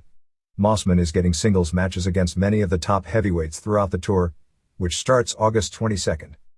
Misawa did an interview this week about his comeback in Tokyo Sports. Misawa said that he wasn't planning on challenging for the Triple Crown until 1999. He also said that All Japan has to change its booking style because of poor crowds. He said his goal is to win the December tag tournament with a new partner. It's rumored that Kobashi and Akiyama will form a team, and Misawa said he was getting a new partner and it would be a Japanese wrestler, although the speculation was it would be Mossman. Opening night at Korakuen Hall has Misawa and Jun Akiyama and Satoru Asako versus Kobashi and Johnny Ace and Johnny Smith, Taue versus Mossman, Toshiaki Kawada and Masao Inoue versus Stan Hansen and Bobby Duncombe Jr., and Takawamori and Tamon Honda and Jun Izumida versus Gary Albright and Yoshihiro Takayama and Masahito Kakihara. August 23rd at Korakuen Hall has Misawa and Akiyama and Asako versus Kawada and Amori and Yoshinari Ogawa, Taue and Honda versus Kobashi and Ace, Wolf Hockfield versus Mossman, Hansen and Duncombe and Smith versus Albright and Takayama and Kakihara. August 30th at Hakata Star Lanes has Misawa and Akiyama versus Kobashi and Amori and Kawada versus Mossman. September 6th in Kyoto has Misawa and Akiyama and Honda versus Albright and Takayama and Kakihara and Kobashi versus Mossman. July 19th TV show did a 2.1 rating. New Japan. How is this for a strange story? On August 3rd, New Japan held a press conference to announce an 8-team single elimination tag tournament during the September tour, which ends on September 20th in Osaka, with the winning team getting a shot at the WCW Tag Team title. At the press conference, New Japan officials said the winners would meet the current champs, Kevin Nash and Sting. Of course, they had lost the title 2 weeks earlier on Nitro. Nitro results are reported in the newspapers in Japan, so basically all the wrestling fans who pay attention to American wrestling know that the Giant and Scott Hall are the champs. Yet rather than contradict New Japan and get heat, every newspaper reported the story as if Nash and Sting were champs. It's good to see the Japanese have only slightly more of a clue of what goes on outside their own office than American promoters have to what goes on outside their walls. Shinya Hashimoto said that he would like to form a tag team with Kazuo Yamazaki, since Yamazaki did so well in the G1. Scott Norton, Bryan Adams and NWO Sting will be sent by WCW to the next tour from September 10th to September 23rd, probably as part of the tag team tournament. Don Frye and Brian Johnston will appear only on the September 23rd Yokohama Arena show. Kengo Kimura returned after his unsuccessful foray into politics on August 2nd at Sumo Hall, rejoining Heisei Ishingun and teaming with Shiro Koshinaka and Michiyoshi Ohara to beat NWO members Keiji Muto and Hiroyoshi Tenzan and Hiro Saito when Kimura pinned Saito after 2-leg lariats. Kimura got a huge pop for his return and thanked the crowd, telling them after he'd lost the election he was going to get booed out of the building in his first match back. July 11th TV show did a 3.4 rating. Other Japan notes. Pancrase officially announced that Ryushi Yanagisawa will be getting the title shot at Guy Mesger on the September 14th pay-per-view show from Budokan Hall. Yanagisawa and Yuki Kondo went to a draw on July 26th in Aomori in the match to determine who would get the first shot at Mesger's title. Great Sasuke is back in action after suffering both knee and shoulder injuries but is being protected, working some very short, as in less than 1 minute, singles matches against Magic Man or working limited duty and tag matches. So his match with Liger at the Osaka Dome probably won't be anywhere close to their previous singles bouts. Kyoko Inoue of Neo Ladies captured JD's TWF World title from Lioness Asuka on August 2nd at Korakuen Hall in 24:52 using Mysterio Rana and what was said to have been a great bout. Their previous singles match was a match of the year caliber bout. Hikari Fukuoka retained the JWP title on August 2nd at Korakuen Hall, beating Tomoko Miyaguchi in the main event. Fukuoka and Tomoko Kuzumi had regained the JWP tag titles from Devil Masami and Cuddy Suzuki on July 31st in Kawasaki. The Plum Marco Memorial Show on August 13th at Tokyo Ota Ward Gymnasium will again feature matches from more than a half-dozen promotions, although the only match announced is Masami and Mayumi Ozaki vs. Kansai and Suzuki from JWP.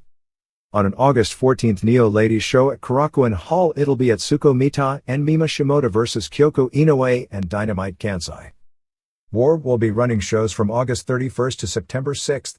August 31st at Korakuen Hall has Genichiro Tenryu and Kengo Kimura and Yoshikazu Taro and Takashi Okamura vs. Nobutaka Araya, returning after a broken neck, and Nobukazu Hirai and Tadao Yasuda and Terry Gordy, Kendo Kashin and Yuji Yasurioka vs. Masakazu Fukuda and Masaaki Mochizuki and Masashi Aoyagi vs. Kendo Nagasaki.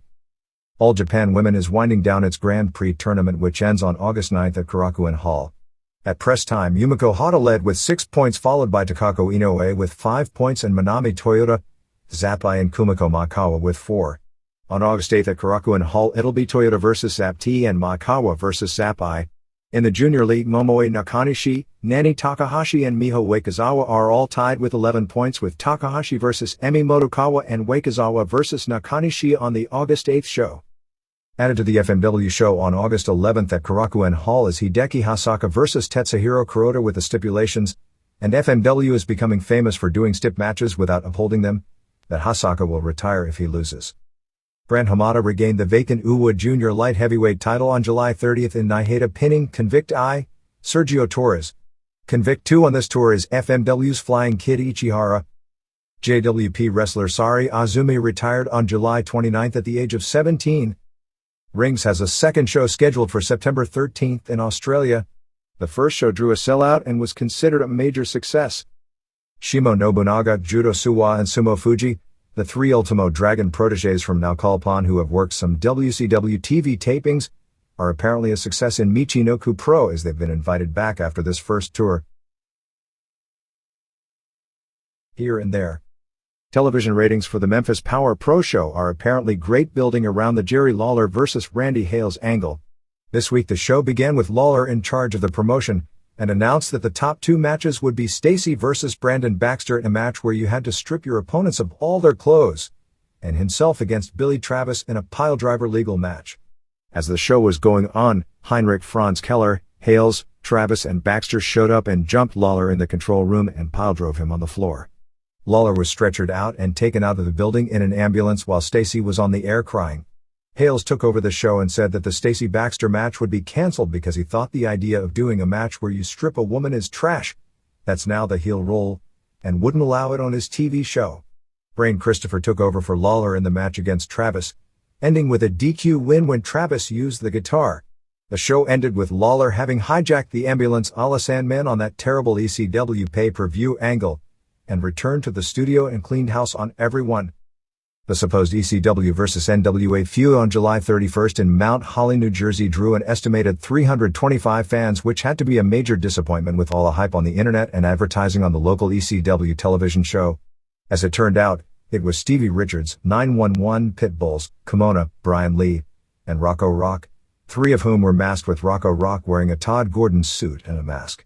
They showed up after all the matches on the show were over and nobody had showed up, and Dennis Coralluzzo called ECW all pussies and said they were afraid to show.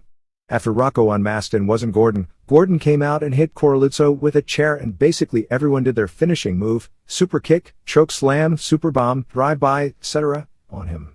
Coralluzzo's teenage son Mark ran in, but Gordon said not to hurt the kid and stop the wrestlers from attacking him, but then he attacked him. Gordon did a 20-minute promo where he claimed he was still ECW at heart and that nobody really knows the story behind him not being in ECW. Then laid into everyone he could think of, including Vince McMahon, Eric Bischoff, and even me, a silly gay reference. The dressing room was barricaded, but somehow Gordon started putting on an Eddie Gilbert ring jacket and Eddie Gilbert sunglasses, which brought out Doug Gilbert. The ECW crew asked Gilbert to join them, but he said no, and they all attacked him, doing all their moves to him. Gordon said that he was the new leader of Hot Stuff International, the heel crew that Eddie Gilbert headed in several territories. Lee threw a punch on Coralluzzo that legitimately knocked him silly, and Gilbert was legit hurt pretty bad when the Pit Bulls screwed up the super bomb spot. Anyway, this all leads to Richards vs. Gilbert and Pit Bull number 2 vs. Steve Corino on August 22nd. Steve Nelson branched out of Amarillo for the first time in promoting a USWF show in Odessa, Texas on July 25th, which drew 2,400 fans, although the paid was 1,200, which he considered a big success for a debut show in a new market. Ali Elias, billed from Iran, where he's originally from although he's now a high school wrestling coach in Amarillo, beat Odessa's Johnny Gomez in the finals of the middleweight tournament, and Chris Guillen beat Roland Silarea, a native of Latvia who now lives in San Jose and was seconded by mentor Frank Shamrock at the show, in the finals of the heavyweight tournament in just 44 seconds with a choke. Bill Armstrong, a Carolina indie wrestler who was arrested on charges of molesting his 10-year-old stepdaughter, then gained a lot of publicity for stealing the New Dimension wrestling ring truck and fleeing for Florida, pleaded guilty and was sentenced to 16 years in prison. Bam Bam Bigelow will be making a guest appearance for the RF Video Mall store on August 8th at the Franklin Mill Mall in Philadelphia from 1 to 3 p.m. doing autographs. Vibe magazine has a wrestling story coming out soon dealing with wrestlers from the 70s and 80s like Ken Patera and Wahoo McDaniel. Latest silly indie garbage. Last week there was a show in Fort Wayne, Indiana which billed Paul Orndorff in the main event. At the show they made up the story that Orndorff had suffered a broken leg in a car accident driving to the airport in Tampa. Orndorff actually lives in Atlanta. Lanny Poffo, who had actually been booked for the spot all along, took his place. Colorado Kid regained the Music City North American title from Recon on August 1st in Nashville, and Wolfie D and Flash Flanagan regained the held-up North American tag titles, beating Stephen Dunn and Reno Riggins in a cage match on the same show. They are doing a promoter versus promoter angle, with Burt Prentice being the babyface promoter of Music City Wrestling and Bill Behrens, who is the actual owner, being the heel promoter of Music City Wrestling Georgia. Dunn and Riggins in the storyline along with manager Princess D. Debbie Combs quit the Tennessee group for the Georgia group, although they actually are the top heels in Tennessee under the guise that the TV contract states that a certain number of Georgia wrestlers must appear on the Tennessee shows. In a match on July 31st in Southern Pines, North Carolina, Will-O the Wisp, who holds the UWA Mexican version, although at last word it was owned by the Battle Arts Group in Japan. World Middleweight title, lost via DQ to Matt Hardy and by terms of the match, unmasked, revealing of course, Jeff Hardy. In the July 25 IWW results from Hanover, Germany, it was Jason Cross who beat Karsten Kretschmer via count out and not Kretschmer winning as was reported. All Pro Wrestling has shows on August 7th at the Garage in Hayward, California and August 9th at Swiss Park in Newark, California. MMA. K1 announced that there is a possibility that one of the two main events, Maurice Smith vs. Ernesto Hoost and Andy Hoke vs. Mike Labrie, may not air on the August 7th pay-per-view from Las Vegas if time runs out, which would be one hell of a way to make a debut. Former pro wrestler Mitsuya Nagai rings debuts for K1 on August 28th at Yoyogi Gym in Tokyo on a show that will also include pro wrestlers Yoji Anjo and Naoya Ogawa. It is believed Nagai will face Masaaki Sadake. While not officially announced, it appears the top matches underneath the Hickson Gracie vs. Nobuhiko Takada match on Pride 4 at the Tokyo Dome on October 11th will have Mark Kerr, 9-0 versus Carl Alboreto, 7-1, Roberto Traven, 4-0 versus Gary Goodridge, 9-6, and Tom Erickson, 6-0-1 versus Igor Vovchanchyn, 22-1, and there is some talk of a Kazushi Sakuraba vs. Carlos Newton rematch. Mike Van Arsdale is scheduled to face Vanderlei de Silva of Brazil on August 23rd in Sao Paulo, although UFC is said to be trying to persuade Van Arsdale not to take the match, as they want to use him, possibly against Pete Williams, on the next pay-per-view, and a loss in the same city they feel would hurt him. Van Arsdale is a world-class wrestler who would go into such a match with about a 40-pound weight advantage against a fighter with a 7-1 record. Tank Abbott is talking about promoting shows with basically no rules in Tijuana starting in October. Abbott has also been approached by UFC to appear on the Brazil show against Marco Ruas' top protege, Pedro Rizzo, a kickboxer who was unbeaten and won a major Brazilian Vale Tudo tournament about 2 years ago. ECW. Sandman apparently quit the promotion on August 4th in a dispute over his pay at the pay-per-view, but by the end of the day it was apparent this was a negotiating ploy. As the story goes, he was claiming to be under the impression he was going to be part of the highest pay tier on the show and found out that others were earning more than he was and basically quit in an internet story. Paul Heyman admitted Sandman wasn't the highest paid wrestler when it comes to pay-per-view bonuses, but said that was never part of his agreement, but that he was the highest paid wrestler in the company when it came to a weekly guarantee. His ECW contract expired over the weekend and he was looking for a raise from his deal, which called for $3,000 per week plus bonuses, which have ranged from $4,000 to $7,500 for pay-per-view shows. Heyman said that since ECW would be doing 6 pay-per-view shows next year instead of 4, that he would be getting a raise but wouldn't bump up the weekly guarantee, much of which is covered by Sandman's merchandise sales, which he signed away the rights to by getting the guarantee. After a day of both sides playing the game, Sandman is expected to sign a deal at the end of the week without a raise. Unlike others, even though Sandman is a big merchandise seller in ECW, his leverage may be less than other wrestlers who drew similar or even less, because it doesn't appear Sandman would have options to go anywhere else. His gimmick doesn't fit with WCW, and the drinking gimmick in WWF is Austin's, and they'd never bring in a new guy to do the gimmick they've already got their top draw doing. Not to mention Sandman has to be hidden in the ring and other companies aren't nearly as good at hiding people's weaknesses. Top matches for August 8th at ECW Arena are Taz vs. Sabu for the FTW title, Rob Van Dam vs. Jerry Lynn for the TV title, and Mike Awesome vs. Masato Tanaka. If you notice, Rob Van Dam threw few, if any, punches in the entire 21 minutes pay-per-view match, and he had a better match due to it. A lot of guys were really banged up after the pay-per-view, but there were no serious injuries. Tommy Dreamer re-injured his heel and was getting x-rays on it on August 4th. Tammy Sitch got kicked in the nose as Chris Condito took down the ref during that spot. Mike Awesome has a sore back and Justin Credible is nursing a nagging strained hamstring, while both Taz and Rob Van Dam wound up with black eyes, with Taz taking 4 stitches in his eye. While going against the debut of WWF Sunday Night Heat did them no favors. The change on DirecTV may have worked to their advantage. They were moved from the main pay-per-view channel to a channel way down the dial. However, that channel gave them 9 days of almost constant promotion, as opposed to it being on the regular channel sharing promotion time with all the other pay-per-view shows. On the final TV before the pay-per-view, Shane Douglas basically acknowledged that after the barely legal pay-per-view, which was good, that there were problems with every subsequent ECW pay-per-view, and basically said aside from the first that the others never hit the mark, but then claimed that Heat Wave would be a show that no other company could top. WCW. There is nothing new to report on the Ric Flair front other than there is certainly a feeling internally that the odds of him returning now are better than ever, to the point plans are being made as far as his return. There was a report that Flair had resigned with WCW, but that is incorrect. The most likely situation is still that nothing will happen until he goes to court about whether or not he's under contract to WCW, but at one point it was considered a given that if he'd be released from his deal, he'd be in Stamford the next morning, and now it isn't nearly so cut and dried. It was another bad Nitro on August 3rd in Denver before a sellout 7,697, paying $170,347. The show opened with a Page interview. Page then pinned Barbarian with the Diamond Cutter in 3:27. They did another unbearable segment of the Bischoff talk show with Hogan. Fans live were fleeing toward the concession stand to relieve themselves of splitting headaches. This segment once again, however, did not kill the ratings.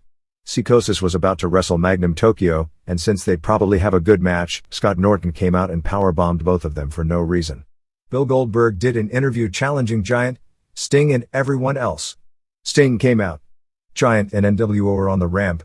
Goldberg charged through Hennig and Adams and chased Giant to the back. Bret Hart tried to talk to Sting but he left. When they came back from a commercial, Luger, who was supposed to team with Sting to face Giant and Hall in the main event, was asleep on the floor. No word on what happened to him. My guess was that he'd just been watching a Roddy Piper movie marathon fest. Sting then left, which makes perfect sense if I found my best friend passed out on concrete. Bryan Adams pinned Jim Duggan with a piledriver due to the distraction of Vincent. Picture the 10 worst matches you've seen in your entire life all rolled into 308 and you have this match down pat. They did an angle where Raven broke Lodi's fingers, said that Canyon had joined the flock.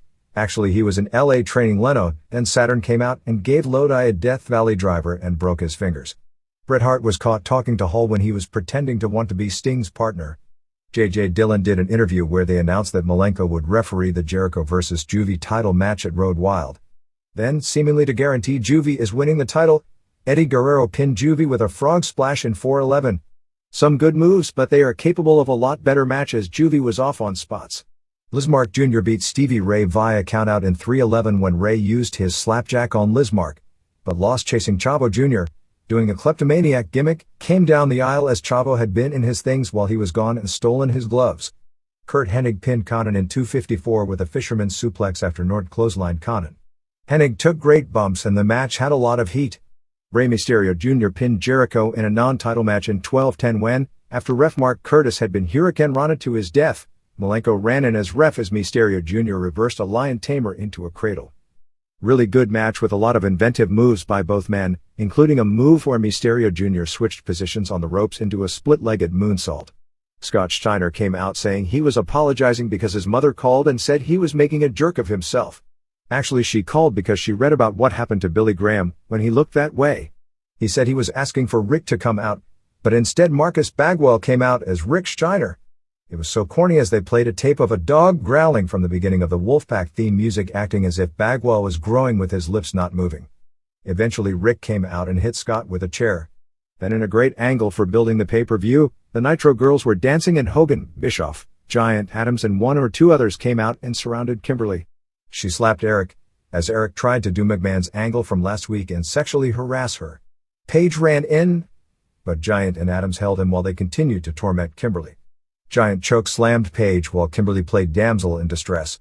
Finally Hall and Giant kept the belts, beating Hart and Sting via DQ. Why Hart was Sting's partner and not anyone else in the Wolfpack, and whatever happened to Luger was never explained. It's almost as if they've even given up on the pretense of making sense. Anyway, it was Hart's plan to turn on Sting. Sting came from the ceiling with his old music and his old look, with no acknowledgement of whatever happened to the Wolfpack and him. Hart tried to hit Sting with his own bat, but he moved and hit Hall instead, and Sting pinned Hall.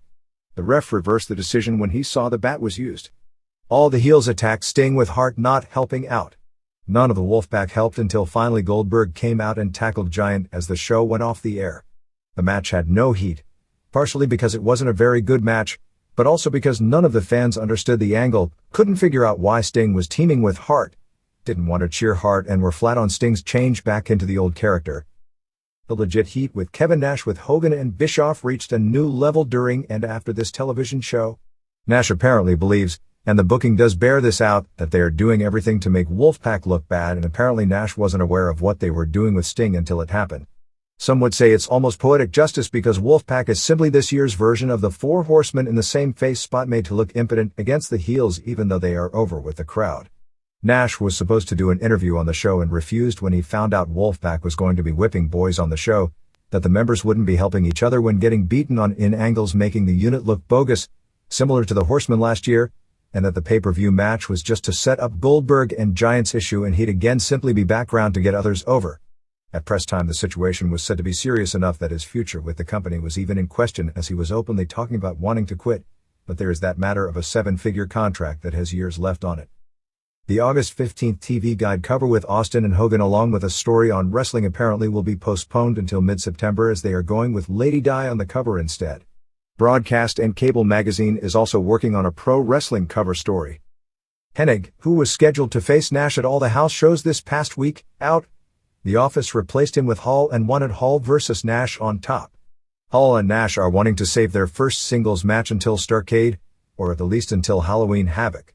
So they switched the planned show. In every city, the semifinal of Luger vs. Hart wound up with Hall interfering and Nash making the save, and they made the main event a tag match which ended when Luger racked Hart and Nash power-bombed and pinned Hall. Rick Martel is out of action with a neck injury, something along the lines of a vertebrae slipping out of place, when Stevie Ray dropped him in his slapjack finisher a few weeks back. Bobby Duncombe Jr. got a tryout on July 27th in San Antonio. WCW will be running in Utica, New York this year after the building contacted WCW because they were mad at how many cancellations WWF had done to them over the past year according to an article in the local paper. Goldberg didn't appear on the TSN Off the Record show this past week and instead Owen Hart got the spot. On WCW Saturday night this past week, the main event was Mysterio Jr. vs. Guerrero with the winner getting the pay-per-view shot at Jericho. Jericho interfered causing Guerrero to win, although he didn't see the interference. Match was said to not be as good as their match a few weeks back on Thunder from Oakland. Booker Terry Taylor worked on August 1st in Little Rock, Arkansas, putting over Ernest Miller. The deal is that Miller had been beating Brad Armstrong on the tour. Armstrong was moved up to beating Jericho in a non-title match due to interference from Malenko. Malenko vs. Jericho had been appearing in the other cities on the circuit until someone figured out that the TV angle was that Malenko wasn't supposed to wrestle Jericho after July 27th in San Antonio. They actually billed their matches as unsanctioned non-title matches up to that point. Also in Little Rock they did an angle where a supposed fan came out of the stands and KO'd Raven with an object. Everyone acted as if they didn't know what was going on and like it was a shoot, and security even did an angle where they were beating the guy up. Saturn then pinned Raven when he didn't get up. A lot of people bought it as if it was real. In most of the cities, it was the ex-Mid-South wrestlers like Duggan, Chris Adams, Armstrong, Taylor in Little Rock, and even Barry Darsow that got bigger pops than most of the current stars.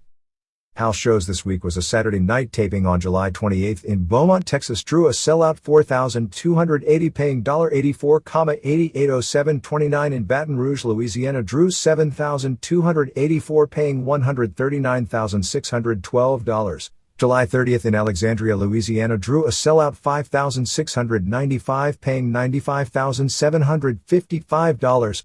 July 31st in Shreveport, Louisiana drew a near sellout 8,929 paying $149,192.50, and August 1st in Little Rock, Arkansas drew a sellout 8,084 paying $141,125. Merchandise for the week was $335,161 or $7.99 per head. WCW Saturday Night on both July 25th and August 1st drew 2.1 ratings. There was an article in Cincinnati talking about how the various members of the Reds had an internal argument going over with red and black versus white and black NWO. 11 of the players wear NWO t-shirts under their game uniforms, 7 of which are Wolfpack. Danny Graves, a relief pitcher, is the biggest fan on the team and has attended WWF shows while on the road and at home and is friends with Rocky Maivia. The plan right now is to give Vampiro the mega push when they re-debut him. It almost sounds like another Glacier attempt to create a new superstar on Arrival, which isn't to say the results would be the same, because the same people who gave us Glacier also gave us Goldberg. Giant appeared on Nickelodeon's Figure It Out game show on July 31st, ending up with a bucket of green goo being dumped over his head. How's this for a mind blower? Kevin Nails Waycalls and John Knorr are working on $150,000 per year contracts here. Flair and Bob Dole were together at a Republican fundraiser last week in Asheville, North Carolina for Senator Launch Faircloth. Dole is said to be a big wrestling fan, as was former President George Bush. The AP ran a totally lame story about how the success of Jewish Bill Goldberg as a babyface shows that pro wrestling no longer stereotypes. It quoted Goldberg as saying he rarely hears racist taunts at him.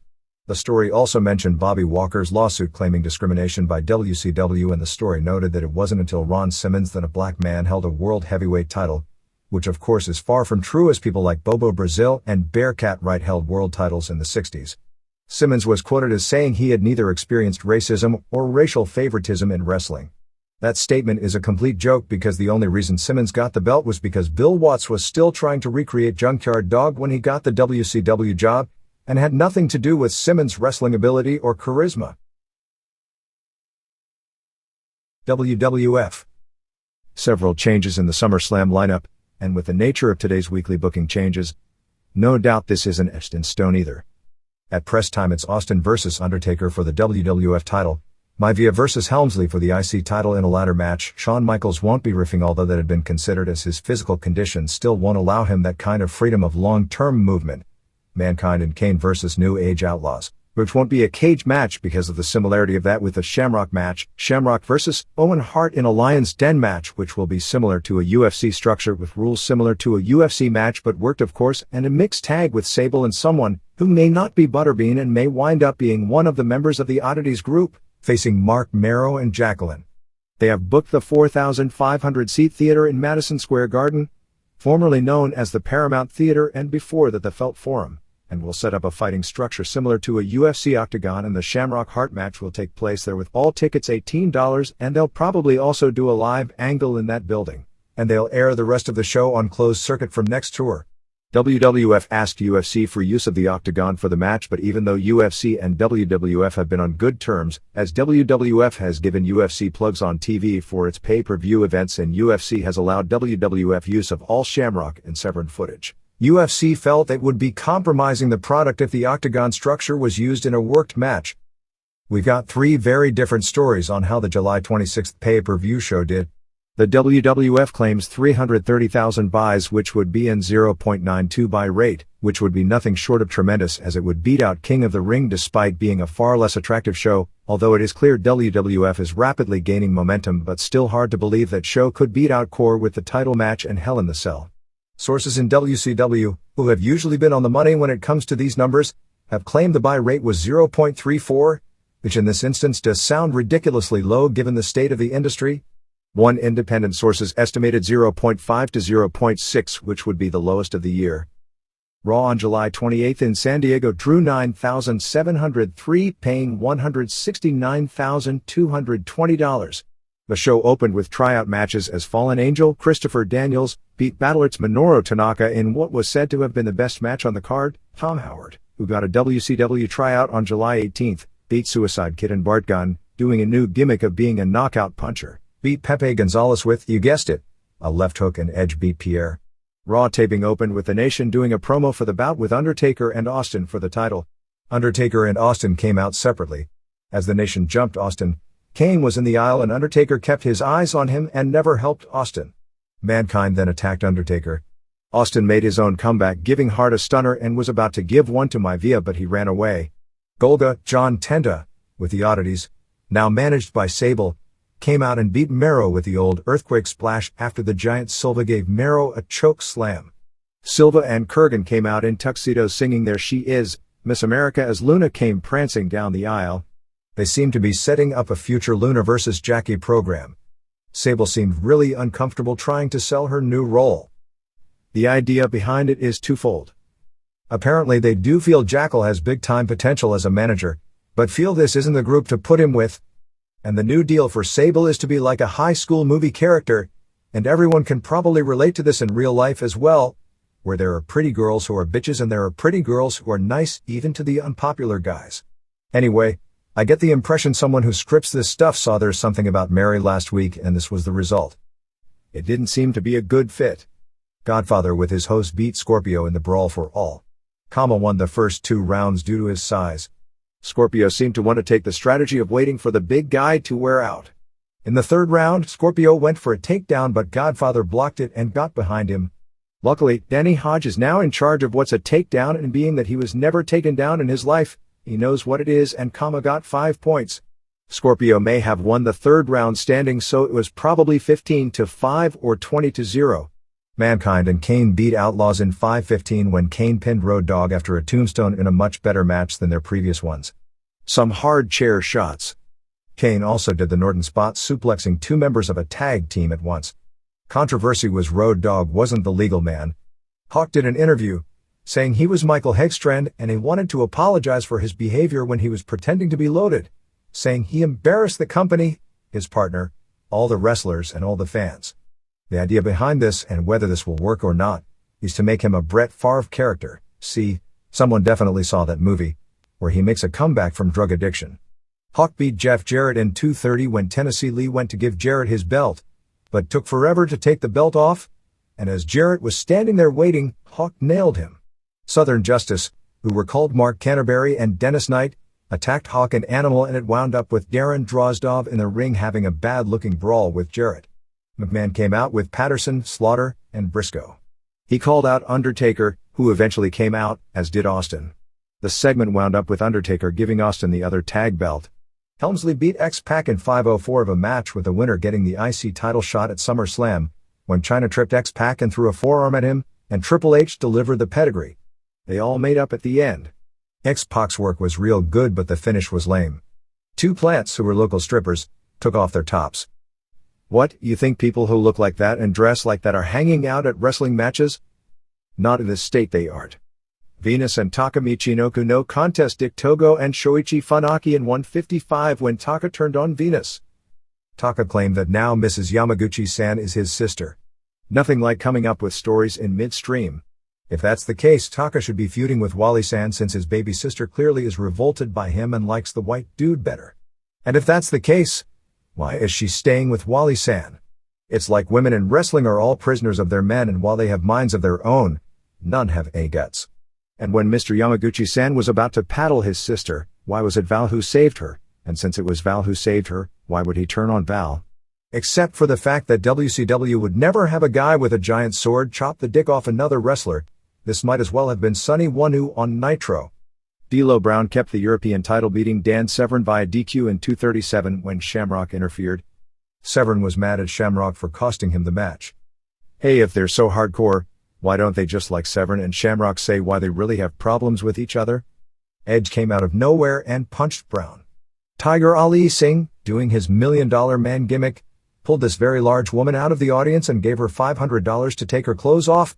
She did quite willingly, as she was about to gross out over 500 million people in more than 100 countries for the next 50 years. Tiger gave her $500 to put her clothes back on. Finally, in a real good match, Undertaker and Austin beat Maivia and Hart when Undertaker tombstoned Hart in 11:12. Mankind and Kane ran in. Kane grabbed a chair and Taker moved, so Kane clocked Mankind with the chair. Undertaker got the chair and also hit Mankind.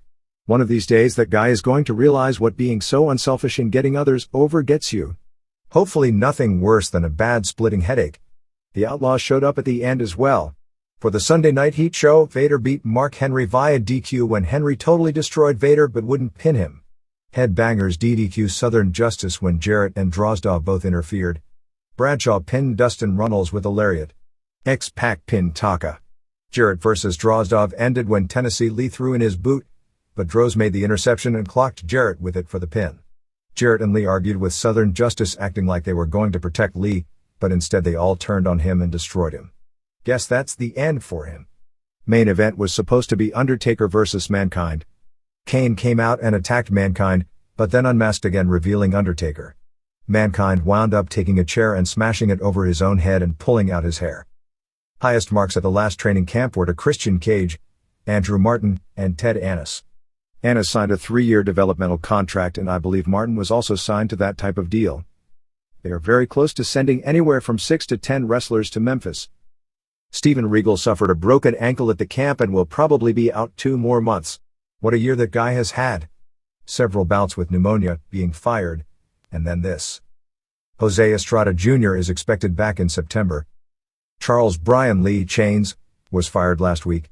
Apparently he was arrested in Tennessee over the past few days after being fired, and it was reported in local media that Undertaker was arrested, since Lee did work briefly and very forgettably as the imposter Undertaker.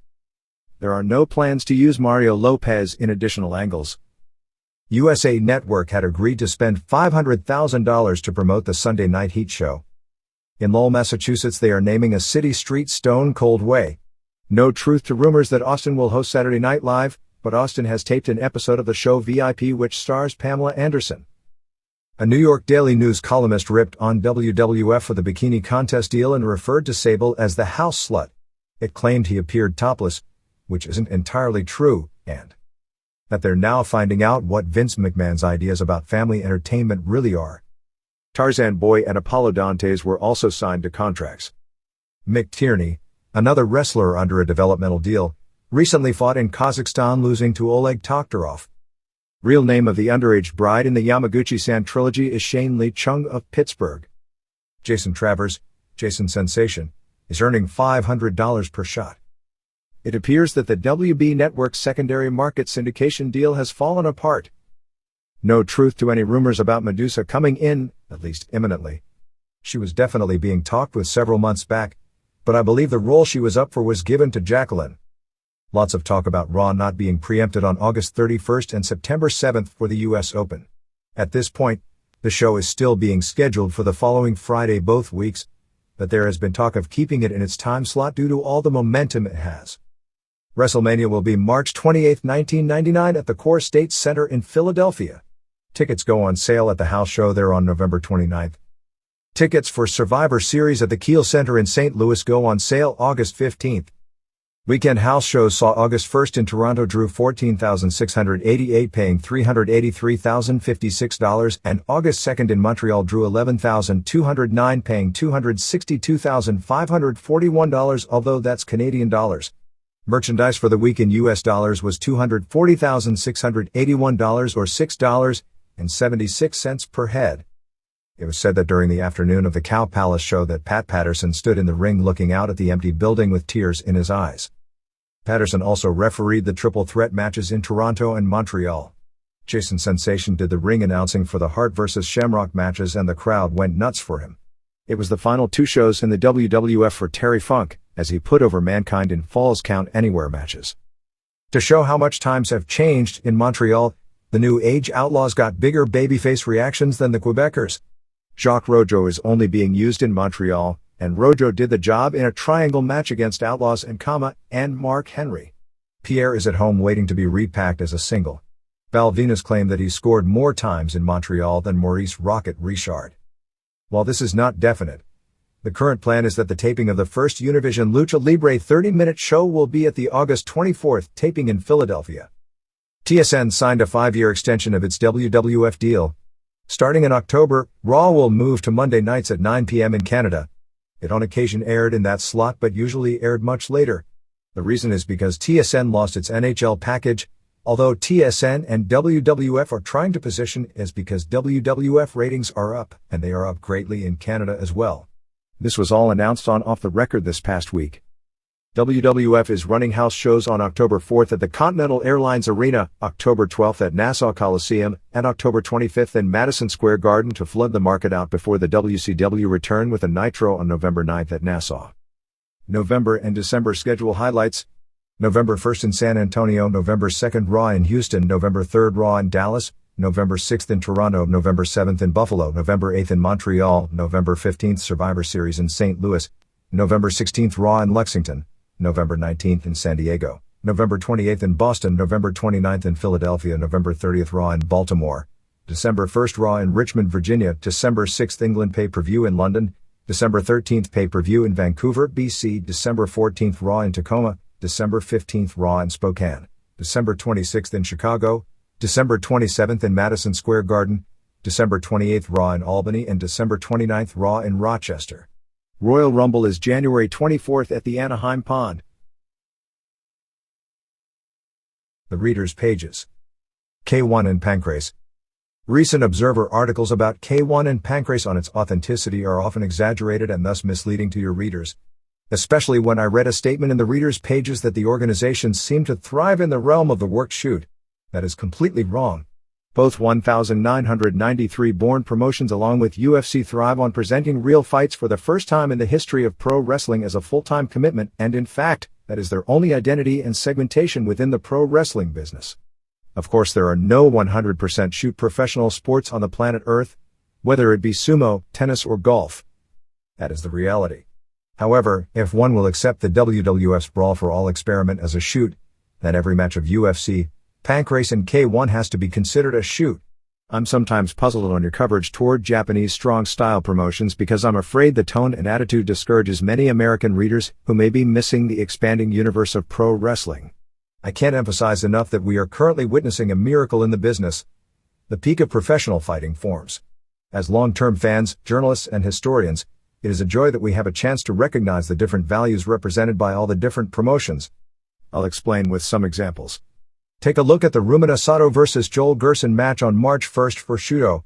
On that night, Korakuen Hall fans expected Sato to demonstrate his kickboxing skills, since he's the total package when it comes to being a complete fighter, and carry his opponent to a decent length.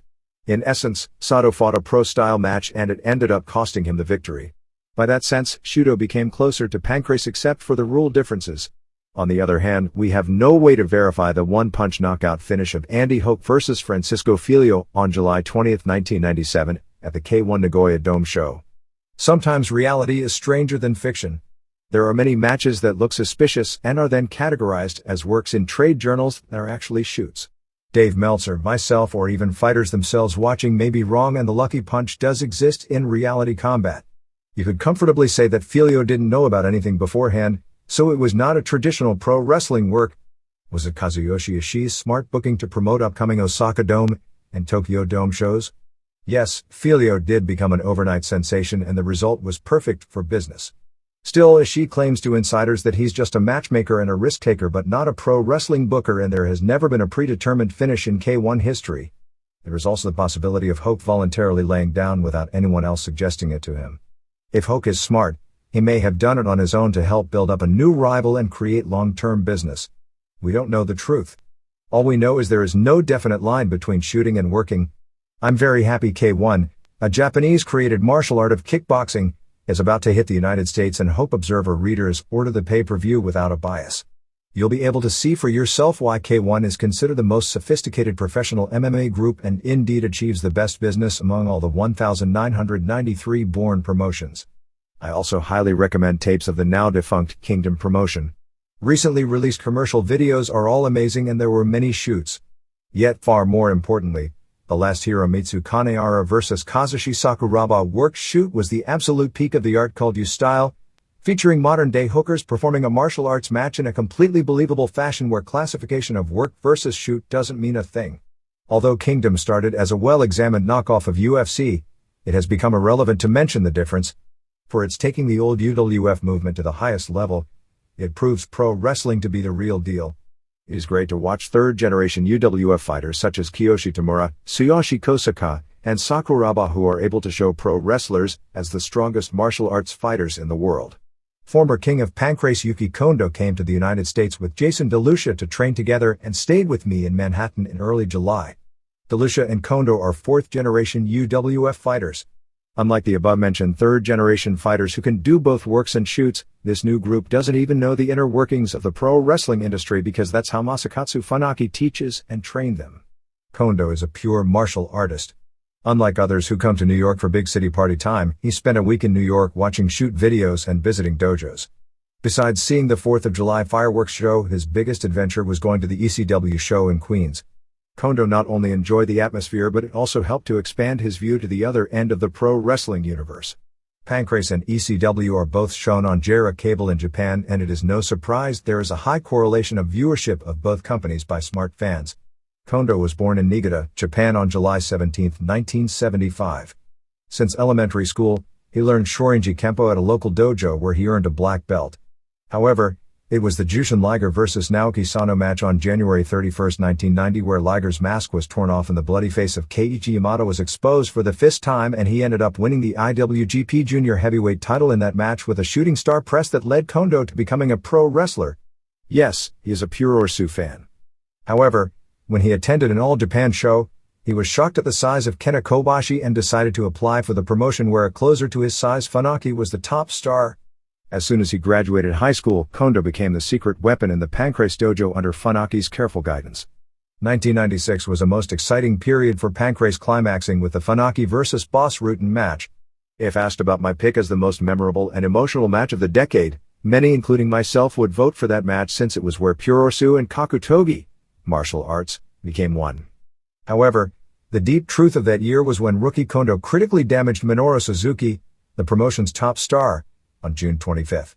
If this was pro wrestling, this match makes no sense at all, but it happened, and it symbolized the second chapter of Pancrase.